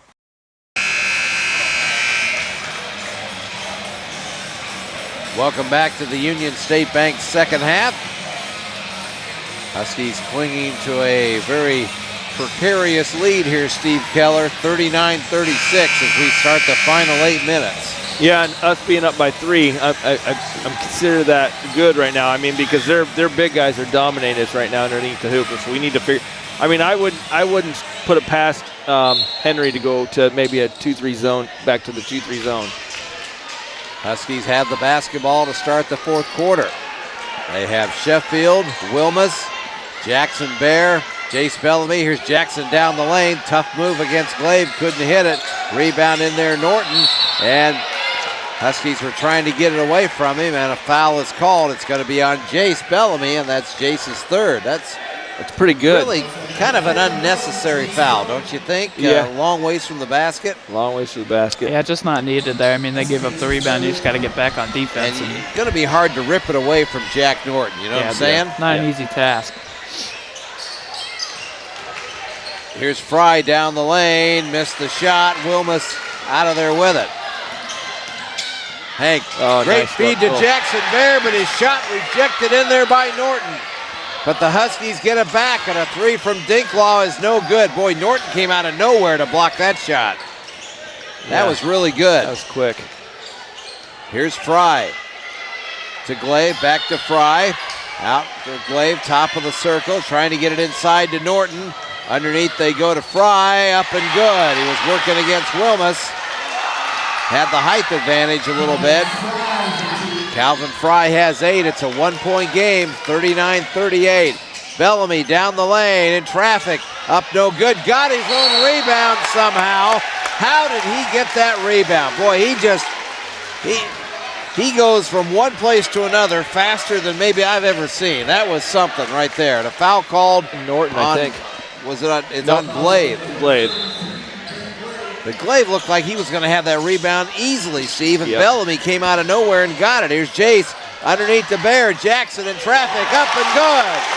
Nice pass by Bellamy. Way to put it down by Bear. Jackson has 6, 41-38. He's been good off the bench. Underneath the Glaive, out to Fry for 3, short.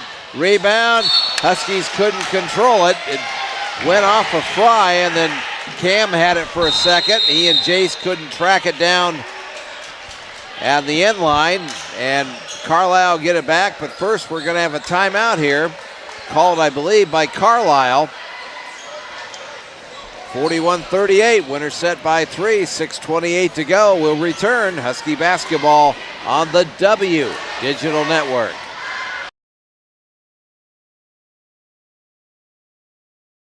Madison County Realty's Alyssa Tadlock is your local agent, ready to find you the home of your dreams. A Winterset native, nobody knows Winterset better than Alyssa, and she's ready to help you find the answers to all your real estate questions. Take a look around and you'll see why Madison County Realty is one of Central Iowa's largest real estate brokerages, specializing in Winterset and Madison County. Located at 65 East Jefferson on the historic Winterset Square, give Alyssa a call at 515-313-1443.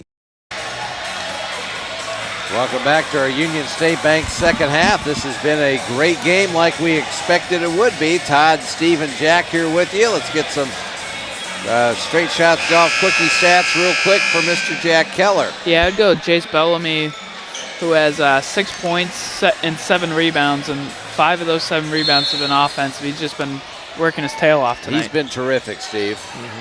Yeah, I was just going to say at the half or at the break there that Lucas O'Rear's really been a nice addition to our team today.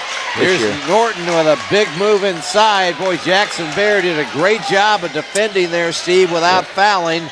And Norton missed the shot, and the Huskies come out of there with a rebound. Here's Dinklaw on a give and go with Jackson Bear. He lays it in. Nice job, nice job. Nice cut. And there was contact on that play. That was a tough finish, but a great pass. 43-38. Here's Osterhaus in the lane, backs it in, and he scores for only his 4th point of the night. 43-40, Winterset, 5:38 to go. Wilmus off a screen out front, gets it back to Bellamy for 3, and Jace hits a Suds and Pups 3-pointer. How about that? Another knockdown 3-point shooter. And down at the other end, Norton is fouled as he, I think it's Cam Sheffield, attacked the basket. And who'd they get, Cam? I'm not sure. Dinkla. No, I thought they had down 0. Yeah, I think you're right. They did, didn't they? Who'd they get, Jackson? I thought the ref showed that it was on Dinkla, but they announced that it was on Weeks. But Weeks isn't in Weeks the game. is in the so- game. Weeks So it is not in the game. So Yeah, I think it he was held up his Dinkla. fist, so I think it is on Dinkla. So hold everything here.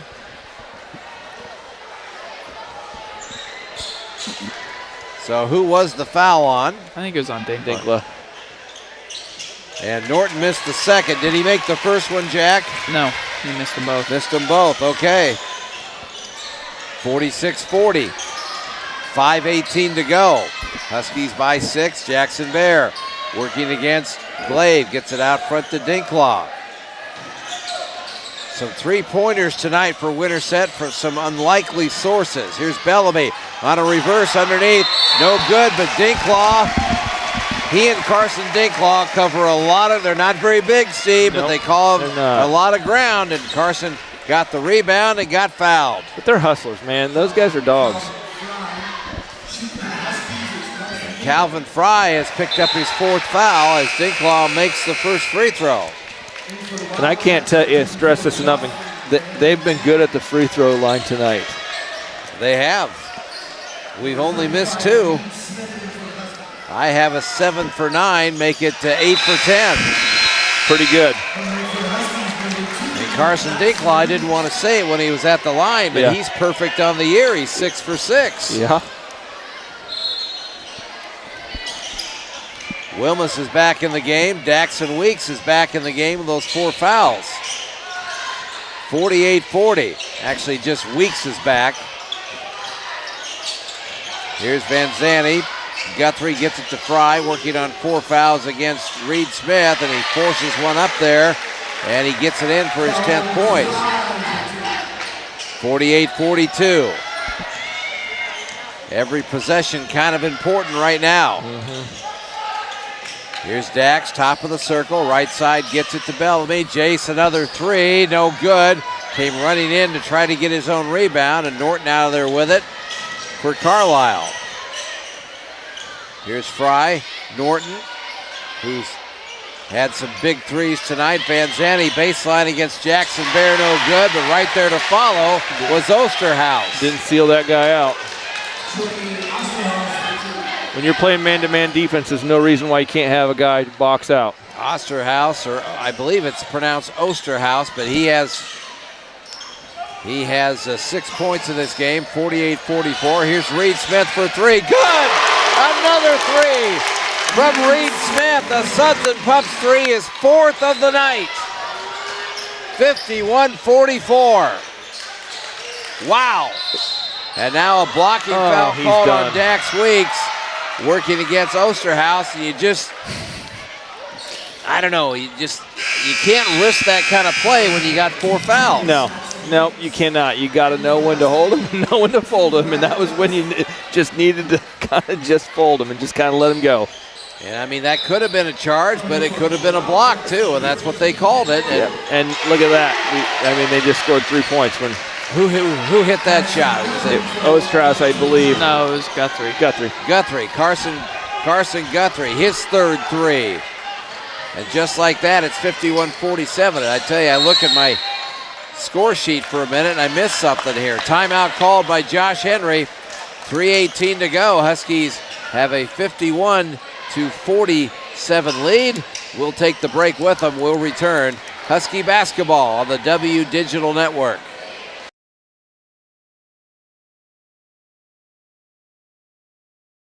Jones Creek Apparel at 124 West Jefferson Street offers graphics and logo design, screen printing, embroidery, direct-to-film, and promotional products. Proud supporters of Winterset Athletics, they're happy to work with any organization or individual, no matter how small or large the order. Open Monday through Friday, 8:30 a.m. to 5 p.m. and Saturday, 9 a.m. to noon. Give them a call at 515-462-4132 or visit their website, jonescreekapparel.com. Jones Creek Apparel, they come to work every day to inspire those that inspire others. Welcome back to the Union State Bank second half. This has been a great basketball game here, 51-47. Winterset leads, 3:18 to go. Steve, every possession right now really important. Yeah, I think if I was Coach Henry, I wouldn't take my foot off the gas, but I would use as much of that shot clock as you could on every possession. Huskies have to play without Daxon Weeks, who fouled out with 3:36 to go. Here's Carson Dinklaw. Carson down the lane, little runner off the front of the rim, no good. Rebound Norton. Good move by Carson, just not good luck on that shot. Here's Fry, lost the dribble, gets it back to Norton. Underneath they go to Glaive, out to Fry for three. Off the back of the iron, no good. Ball tipped out, Fry gets it. And let's see, what do we have? A foul. It goes on Riley, yeah. Yeah. Interesting lineup out here for Winterset. A lot of. I was thinking that same thing, too. Yeah, they only got 3 starters out there. They got Cam and Carson in there at the end of the game. Riley Johnson assessed with that foul, his first. Huskies have 4 fouls here in the quarter. Osterhaus, boy, tough shot down the lane, but he got it in, and he has 8, and it's a 2-point game. 51-49, 2:34 to go. Bellamy out front, dangerous pass, but Cam Sheffield got it. Back to Reed Smith. Reed, Riley Johnston, guarded by Norton, goes baseline with him, now cut off, in trouble, tried to go underneath to Dinklaw, and stolen away by Norton. Here's Fry out front to Norton, excuse me. Osterhaus gets a pass to Glaive, and then they go underneath to Norton in traffic. Double team, puts it up, no good. And Riley Johnson trying to get the rebound, deflected it out of bounds. He was just trying to get it out of the paint there, I think. Yeah, I'm not sure why Bellamy didn't go after that one. I don't think he could have. I think Riley tipped it a little too hard. Carlisle will inbound on the far sideline here. New shot clock with 1:51 to go. 2-point game, 51-49. Winterset on top. Glaive gets it out front to Fry. Down the lane he goes against Bellamy. Tough shot, missed it. And Jackson Bear with a strong rebound in there for Winterset. Man, it is physical underneath in this game. They better take care of the ball here. Really good night for Jackson so far. Yeah. That he's in this game right now just speaks how well he's played. I agree. Jackson Bear, top of the circle against Norton. Now here's Wilmus, right side to Bellamy with 8 to shoot. Huskies have got to go. Jace to Bear, a 3-pointer in the corner, blocked. Bellamy got it back, then lost it to Guthrie. Here comes Carlisle the other way. Minute 5 to go. Huskies lead by 2, 51-49. Osterhaus against Bellamy, up and no good, but a foul is called. And they got Reed Smith, I think. And that'll be Reed's third. Carlisle's really trying to push the envelope here, and we're Trey Osterhaus, 82% free throw shooter, makes the first one. He's now 32 for 39 on the year. It's not somebody you want to put up to the line. He can tie it with another make. It's up and perfect. And a 30-second timeout called by Dustin Alvine here. This game tied 51-51 with 58.5 seconds to go. Well, stay tuned for our Urban Taproom wrap-up show coming up after the game. We'll be identifying all of our outstanding players from this contest, and that will include our Agriland FS player of the game. I think Dax Weeks out is kind of really hurting us right now. I think they just kind of miss his defense. Say what? I think they kind of miss his defense. Yeah, 100%. He does a lot of things. He can score, but like you guys are saying, he does a lot of things. Yeah. He does a lot of things for us. He's a young player, so I hope he learns from this. It's great to be aggressive in the game, but we need you at the end of the game when it really matters. And right now we don't have you. So. Well, and Steve, to your point, a couple of his fouls were a long ways from our basket tonight. And I'm not picking on Dax. I'm just saying. Yeah, just kind of fouls that didn't need to be made. It's not like he was playing defense. He fouled on a shot. It just kind of like stupid fouls that can be avoided in the future. And I can expect that from a Bellamy or something like that, but Dax is not usually like that, you know? What about Bellamy tonight, Jack? 9 points, a three-pointer, bunch of rebounds. He's played well. It's pure havoc. I mean, that's all he does out there is he just causes as much havoc as possible. Winterset comes down the floor. Game tied at 51 with 50 seconds to go. Here's Dinklaw. Carson down the lane, flipped it up there, no good. And the rebound in the hands of Fry for Carlisle. Difference of about 10 seconds between the game clock and shot clock. So Winterset will get another possession. Here's Fry down the lane, up no good. Norton followed and scored. And it's 53-51 with 22 seconds to go. It's Norton's 16th rebound of the night. Here's Wilmus to Bellamy. Jace, baseline, and gonna wave it off and calling for a travel. Jace went a little too far with it that time, and he got in the. He was surrounded by guys with red jerseys, and I think it was a good call from the official. And Carlisle will have it in backcourt. Timeout, Josh Henry here. Carlisle will have the ball and a 2-point lead here. 53-51 with 14.3 to go. Yeah, it looked like Jace just kind of got out of control there. Didn't need to. Right. They saw time on the clock. They didn't need to just run into the hoop, but that's just unfortunate. And now they're going to have to foul if they don't get a turnover. Well, you look at the guys to foul for Carlisle. CJ Hogue and Ben Glau would be. Yeah, they're probably not going to be in the game. Ben Glade's 1 for 5, but I don't think he's in the game. You probably want Frey maybe if they keep him in. Yeah, Fry's only 47%, you know. I'd foul him.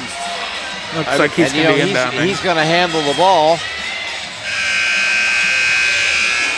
The guy wouldn't foul is Osterhaus, number 2. I'm going to guess they're going to run a play to get him the ball. And they get it into Van Zant, and they foul him, Van Zanti, and Dawson Van Zanti has only attempted 1 free throw this season. He's 1 for 1. I was going to say he's 100%, but I don't know how many that is. Yeah, he is 1 for 1 from the line this year. And Huskies over the limit, so Van Zanti will get a couple of free throws here. So he's hoping we miss one here. First one is up and no good off the back of the iron. Carlisle has nobody on the line here. I'm surprised they don't have somebody on the line. With how well they've offensive rebounded tonight, I'm kind of shocked. Second free throw is good. He got 1 out of 2. So it is a 3-point game with 13.1 seconds to go. Timeout, I think called by Winterset, I assume. Yeah. And now you're going to have to drop a play for a 3-point shot, and I'm guessing this is probably going to go to Hank Wilmus. If I had to take a guess, I mean, I'd wonder if he didn't switch the lineup here, as you've got a few guys that you might not want shooting a 3 right here, even though Reed's got a really good shooter tonight. You might want to get him off the floor. Maybe get Cam in the game here, maybe. Jace Bellamy, he's also made a 3 tonight, but not the best shooter that you'd want out there. I think maybe you want to get Cam Sheffield or Wesley McKinney in the game. They're really good 3-point shooters. Yeah. But it looks like just looking at the stats. I mean, as much as I love Carson Dinkley, he's 19% from 3. So I mean, that's somebody I would probably not keep out there right this second. But I mean, Carson does a lot of good things, but 3-point shot this year has not been his forte. Well, the Huskies are going to go. Go ahead, Jack. I would guess they're going to draw something up for Hank here to maybe get once he brings up the ball, to get a pick and roll and maybe get into a 3. I don't know. They may use Reed as a decoy or something like that. Since Bellamy, Wilmus, Dinklaw, Smith, and Bear out there. 9 seconds, and Carlisle, of course, has fouls to give, so they're going to. And then Carson hits a 3-point shot. Yeah, well, I eat my words. You knew that was coming. Here comes another foul from the Wildcats because they still have another foul to give here. 9 seconds. Here's Wilmus. Hank's got to go. Dinklaw hands it off to Bellamy. Here's Reed Smith, a three in the corner, no good. And Carlisle is going to get their first conference win of the year as they have defeated Winterset here tonight by the score of 54-51. So a tough one for the Huskies to swallow here tonight, because this is a game that we had control at least the first 16 minutes of it, Steve, and we had the lead a lot tonight, and we don't come out of here with the victory. Yeah, you can always play armchair quarterback, and that's for sure. I'm not sure why we didn't try that 2-3 zone, and I guess that would be something we could ask Coach Henry after the game, is why we didn't try that 2-3 zone and maybe kind of limit those guys at the hoop for the rebounds, because I think Norton had a huge offensive rebounding game, just rebounding in general. I think he dominated the boards, and we kind of knew that was going to happen. But we at the end of the first half, we felt like we kind of had that going on and pretty eliminated, but I guess not. Well, Carlisle wins it 54-51. Our Urban Taproom Husky wrap-up show is coming up next. You keep it right here. Husky basketball on the W Digital Network.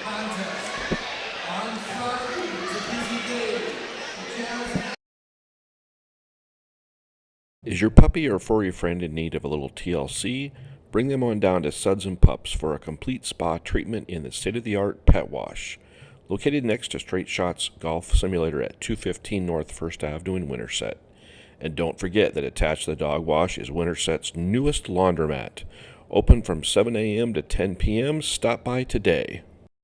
The mission at Salon 107 is to make every day beautiful. Hair and skin care is their specialty. Enjoy quality services from color and extensions to lashes and facials. Driven by a passion to bring out each person's natural beauty, Salon 107 offers a relaxing environment specializing in pampering you. Voted Madison County's best salon for the 4th year in a row. Stop in at 107 North John Wayne Drive on the historic Winterset Square. Open Tuesday through Thursday 8 to 8 and Friday and Saturday 8 to 2, or just give them a call at 515-462-4247. AgriLand FS is a financially strong and dependable cooperative rooted in more than 90 years of experience with their eye on tomorrow. With 28 locations across southern Iowa, northwest Missouri, and throughout the United States, and from the field to your home and all points in between, you can trust AgriLand FS to be there when and where you need them. Stop in at 421 North 10th Street in Winterset or call 515-462-5353 to learn more. AgriLand FS, where loyalty and integrity still mean something.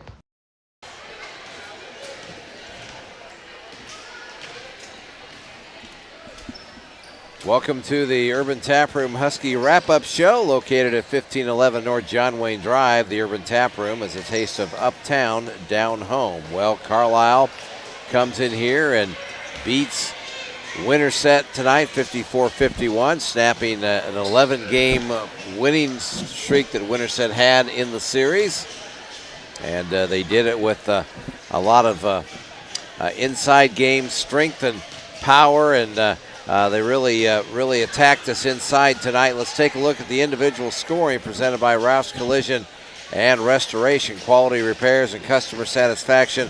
That's what Rouse Collision and Restoration is all about. Individual scoring for Carlisle tonight, Jack Norton, he was really good. 16 points, 17 rebounds in the game.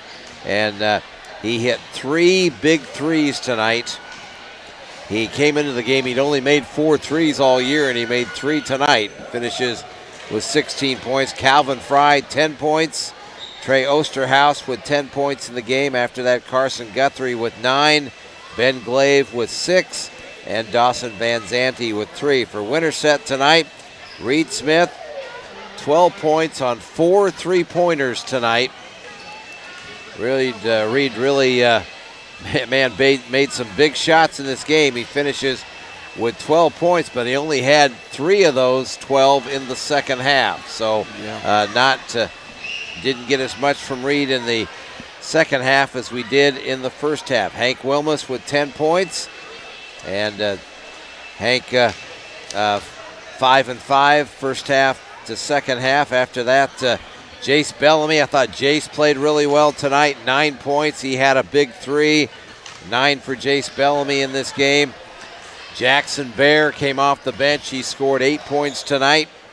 Daxon Weeks had 6, but Dax fouled out with 3:36 to go in the game, and that was, we'll get to the, we'll get to our play of the game tonight, but that certainly is one of consideration right there, Steve, when we lost Dax. Yeah, and I think another play of the game was not on offense. It was just right before half when I think Norton hit that 3-point shot. Right. That was a huge. I remember thinking to my head, mark that moment, because that's going to be a huge time in this game, I think. All right, well, our final game statistics brought to you by the Integrity Financial Group, expertise in insurance, accounting, and investments, all under one roof. Give them a call at 888-365-1230. Well, Jack, let's look at some of the final statistics here. What do you have? Overall, Winterset just finished 35% from the field compared to Carlisle's 39%, and I think the three-pointers, really the difference here is Winterset was 6 of 25. I mean, I think 25 three-pointers is probably more than what Coach Henry would want, and Carlisle was 6 of 18. Free throw line, Winterset was good. They were 8 of 10 compared to Carlisle's 6 of 12. I think the difference was just obviously the rebounding. But I think Winterset just took too many threes tonight. I think they didn't try to get to the hoop enough, and that's probably because of the size. Yeah. I think that's probably because of Carlisle's size. Yeah. So, all right, well, it's time to name our Rainbow Restoration of South Central Iowa Off the Bench Award player tonight. When the unexpected happens to your home, call Rainbow Restoration at 515-462-4350, and our off the bench player is up here with us. Jackson, I'm thinking Jackson Bear tonight, guys. Yeah. He did a great job. Yeah, he did. He really provided a spark off the bench. He got a nice little somebody swatted him there, but he made good on it. All right, well, Jackson, Jack's graciously giving you his headset so we can talk to you here for a second. You're our off the bench award winner tonight. I know you'd much rather have a W here tonight, but man, tough physical game, but you hung in there pretty tough. What'd you think tonight? Oh, yeah, thank you. I'm honored. It was a tough one, but we tried our best, and we're going to get this win next week. Yeah, you guys got some threes. We took a lot of threes tonight. We got some threes from guys we don't normally get, but that was just kind of how the flow of the game went. Your thoughts about that? Yeah, when one guy gets hot, a lot of people will start getting hot, and that's a big part of our game. It's contagious for sure. Yeah. That move that you made down here, you made this little jump stop. You got it up. I have to say that was a great move by you.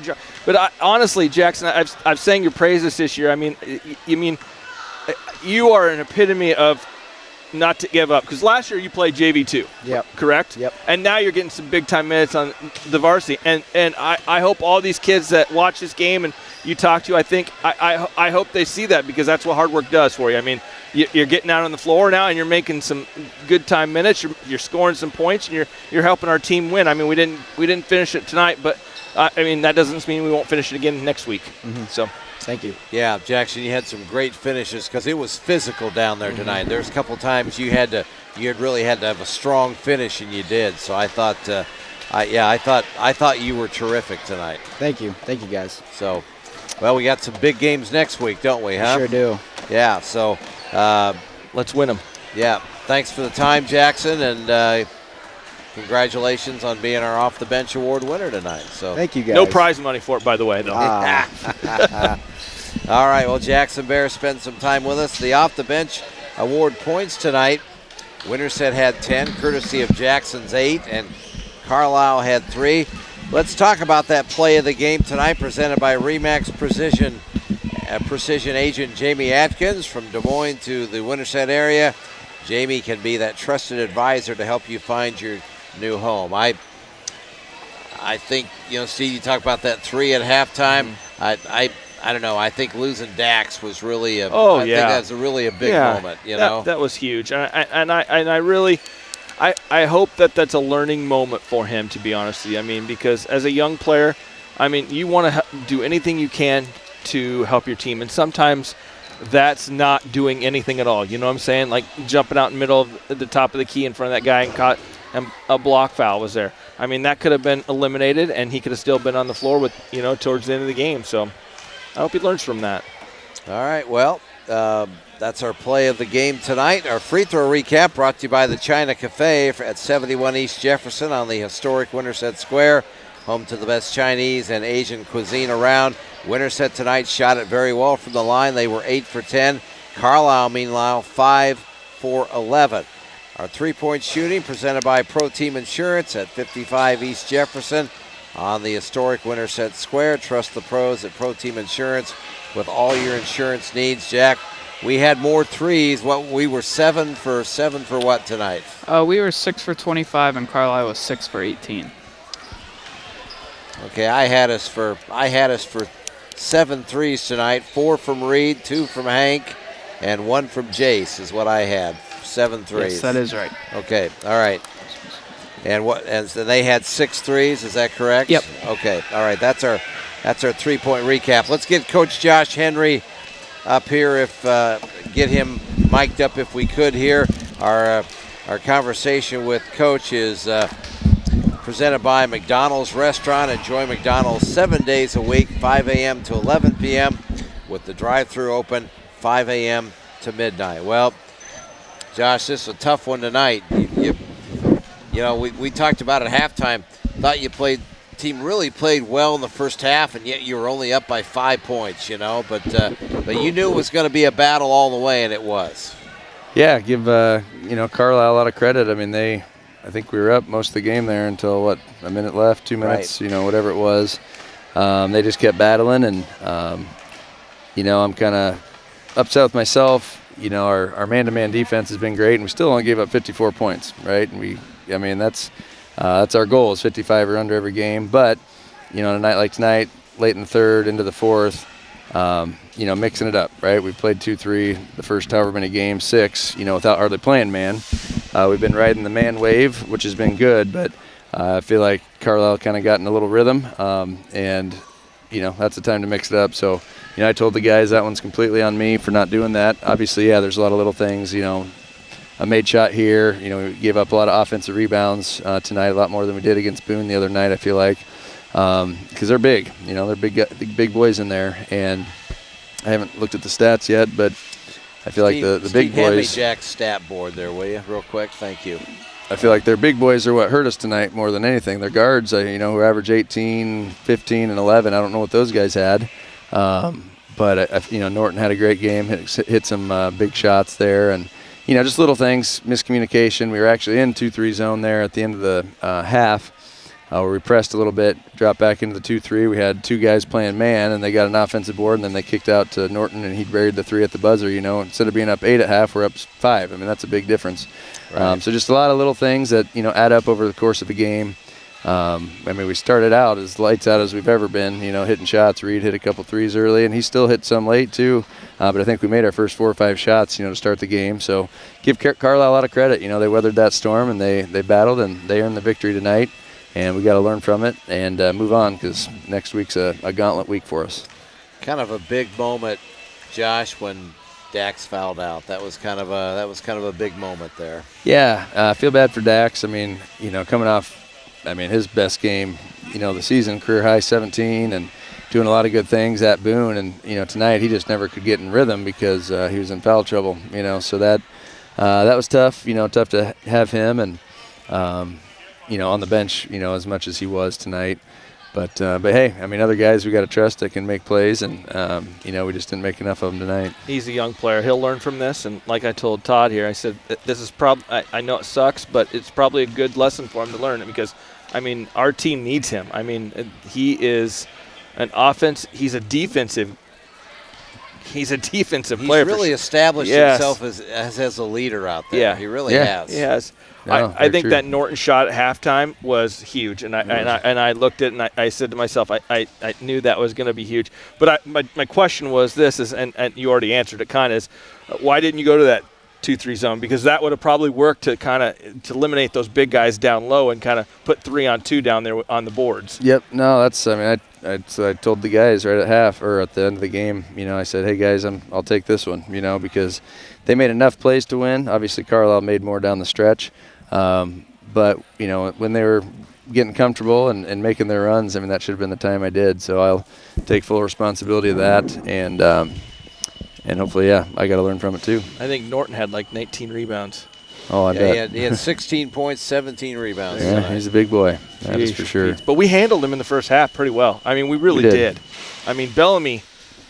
Sorry, Todd, but Bellamy was amazing tonight. I mean, you can never tell you he doesn't put 110% out there, No, you're right. And he can shoot a 3, Josh, and see that it's not going to go in and be down there and get position for the offensive rebound before the ball hits the rim down there. Yeah, he hustles. It's a lost art following your shot. It is. I see Norton had 16, and then there are 3 guards, 10, 10, and 9. So, I mean, we did a good job there. Osterhaus, I mean, you held Osterhaus and Fry. I mean, those guys really didn't have to do much in the first half at all. Yep. No, we did a good job on them. But, this one stings. This is definitely a winnable game. We let slip. But that's our conference. I mean, there's not a team. These guys hadn't won a game in the conference. They're not a bad basketball team, right? So. And they've been close a couple of times. They've been very close. Give them a lot of credit for pulling it out tonight. Well, Reed came out, like you said, we hit some shots early. Reed hits. We took a lot of, probably maybe more threes than maybe you wanted tonight, Josh. We took 25, I think it was, or something. That's too many. But, you were getting 3-pointers from kind of, I have to say, kind of unlikely. You weren't expecting maybe 4 from Reed, and Bellamy hit a big 3 tonight. So, I mean, that was great because we needed those at the time. So no, they were very timely, all those guys are capable of making threes. But for a team like us that are sub probably 25% from 3, 25 is way too many possessions where we're jacking threes, right? So you play the percentage game through the course of a game. That's definitely way too many for us, and we've got to learn from that too. All right, well, you've had a lot of time to practice. We talked about it here. You've had a lot of time to practice, but those days are over now because you've got going to be in Urbandale on Monday night against Des Moines Christian, and we're not looking past that game by any stretch of the imagination. But conference-wise next week, you're going to see the top 2 teams in the conference. Ballard and Gilbert are both going to be in here, so it's going to be a tough week.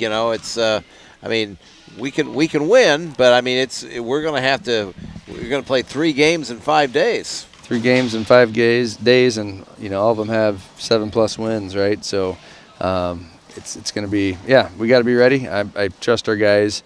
Even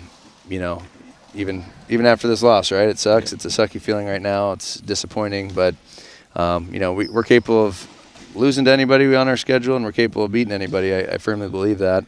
But we got to, play 32 consecutive minutes instead of playing, tonight we probably played 28 pretty good minutes, but right, there's 4 probably throughout the game we'd like to get back, and that's all it took, in these close games.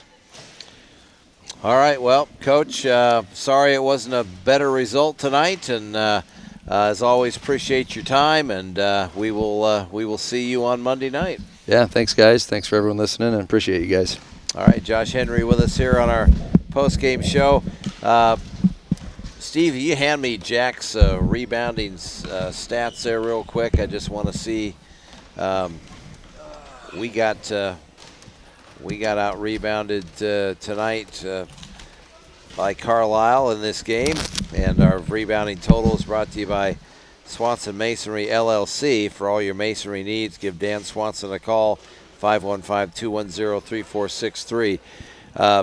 Defensive player tonight, Steve, your thoughts on that? I think it's Bellamy. I would say it was Bellamy. Jack, you agree? Yeah, I think Bellamy just kind of controlled the defense tonight, especially the way he gets after the boards. Okay, our defensive player presented by Pifer Ag Solutions, striving to offer products and services to increase the profitability of your farming operation. Give Michael Pifer a call at 641-660-4787. It's time to name our Agrland FS Player of the Game, a financially strong, dependable cooperative rooted in more than 90 years of experience with the eye on tomorrow. Agrland FS. Gentlemen, your thoughts on the player of the game tonight? Oh, I don't know. You could go with a bunch of players. I'm kind of talking through this. I mean, Reed, but he kind of disappeared in the second half. Go with Bellamy. But yeah, you could go with Bellamy. Could go with Jackson Bear a little bit too. Jackson Bear. But I mean, you could say, without Reed's Smith's points, right. This game's not where it's at. Right. Bellamy. How many Bellamy score? 9. Yeah. Reed had 12. Yeah. I could go with Co. Yeah. We can go Co MVPs. What do you think, Jack? That works for me. I really like Jace Bellamy tonight. Okay. He had 9 points, 8 rebounds, and 6 He was really good. Let's go with Jace. Jace Bellamy is our Agrland FS Player of the Game. Well, the schedule, it's a gauntlet. Yeah, got Des Moines Christian. They're a pretty good team on Monday night, and then back here on Tuesday with Ballard, the top-ranked team in the state, by the way, in 3A. So, and then we start the second half of the season, guys. A week from tonight, Gilbert will be here. So but they could be overlooking us. You know what I'm saying? Yeah. So. All right, well, gentlemen, thank you so much as always. Appreciate what you do, and I will see you on Tuesday night. Sounds like a plan. All right. This has been a presentation of the Winterset Huskies Digital Network on YouTube. We hope you enjoyed tonight's games as much as we enjoyed bringing them to you. Our next basketball doubleheader Monday night, January 13th, as the Huskies travel to Urbandale for non-conference action versus the Des Moines Christian Lions. Our Breeding Ace Hardware warm-up show will begin at 5:45. It's a 6:15 tip for the girls' game on Monday night. And so our pregame will be at 5:45.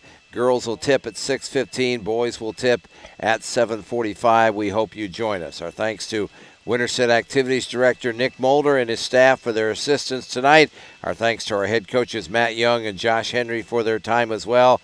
Thank you to Alan Hansen as always. Alan Hansen Video Productions. He and Angie tonight providing all the great pictures of these basketball games tonight. We appreciate Alan and Angie for that. And thanks to Steve and Jack Keller for their great work in the broadcast booth as well. And as always, a big thank you to all of our wonderful sponsors that make our basketball broadcast possible. Make sure you stop in and take advantage of all of their wonderful goods and services. The final scores again here tonight. Carlisle wins the girls' game 54-36, and they win the boys' game 54-51. For everyone involved, Todd Guestford saying thanks for watching and good night from Winterset High School. This has been Husky Basketball on the W Digital Network.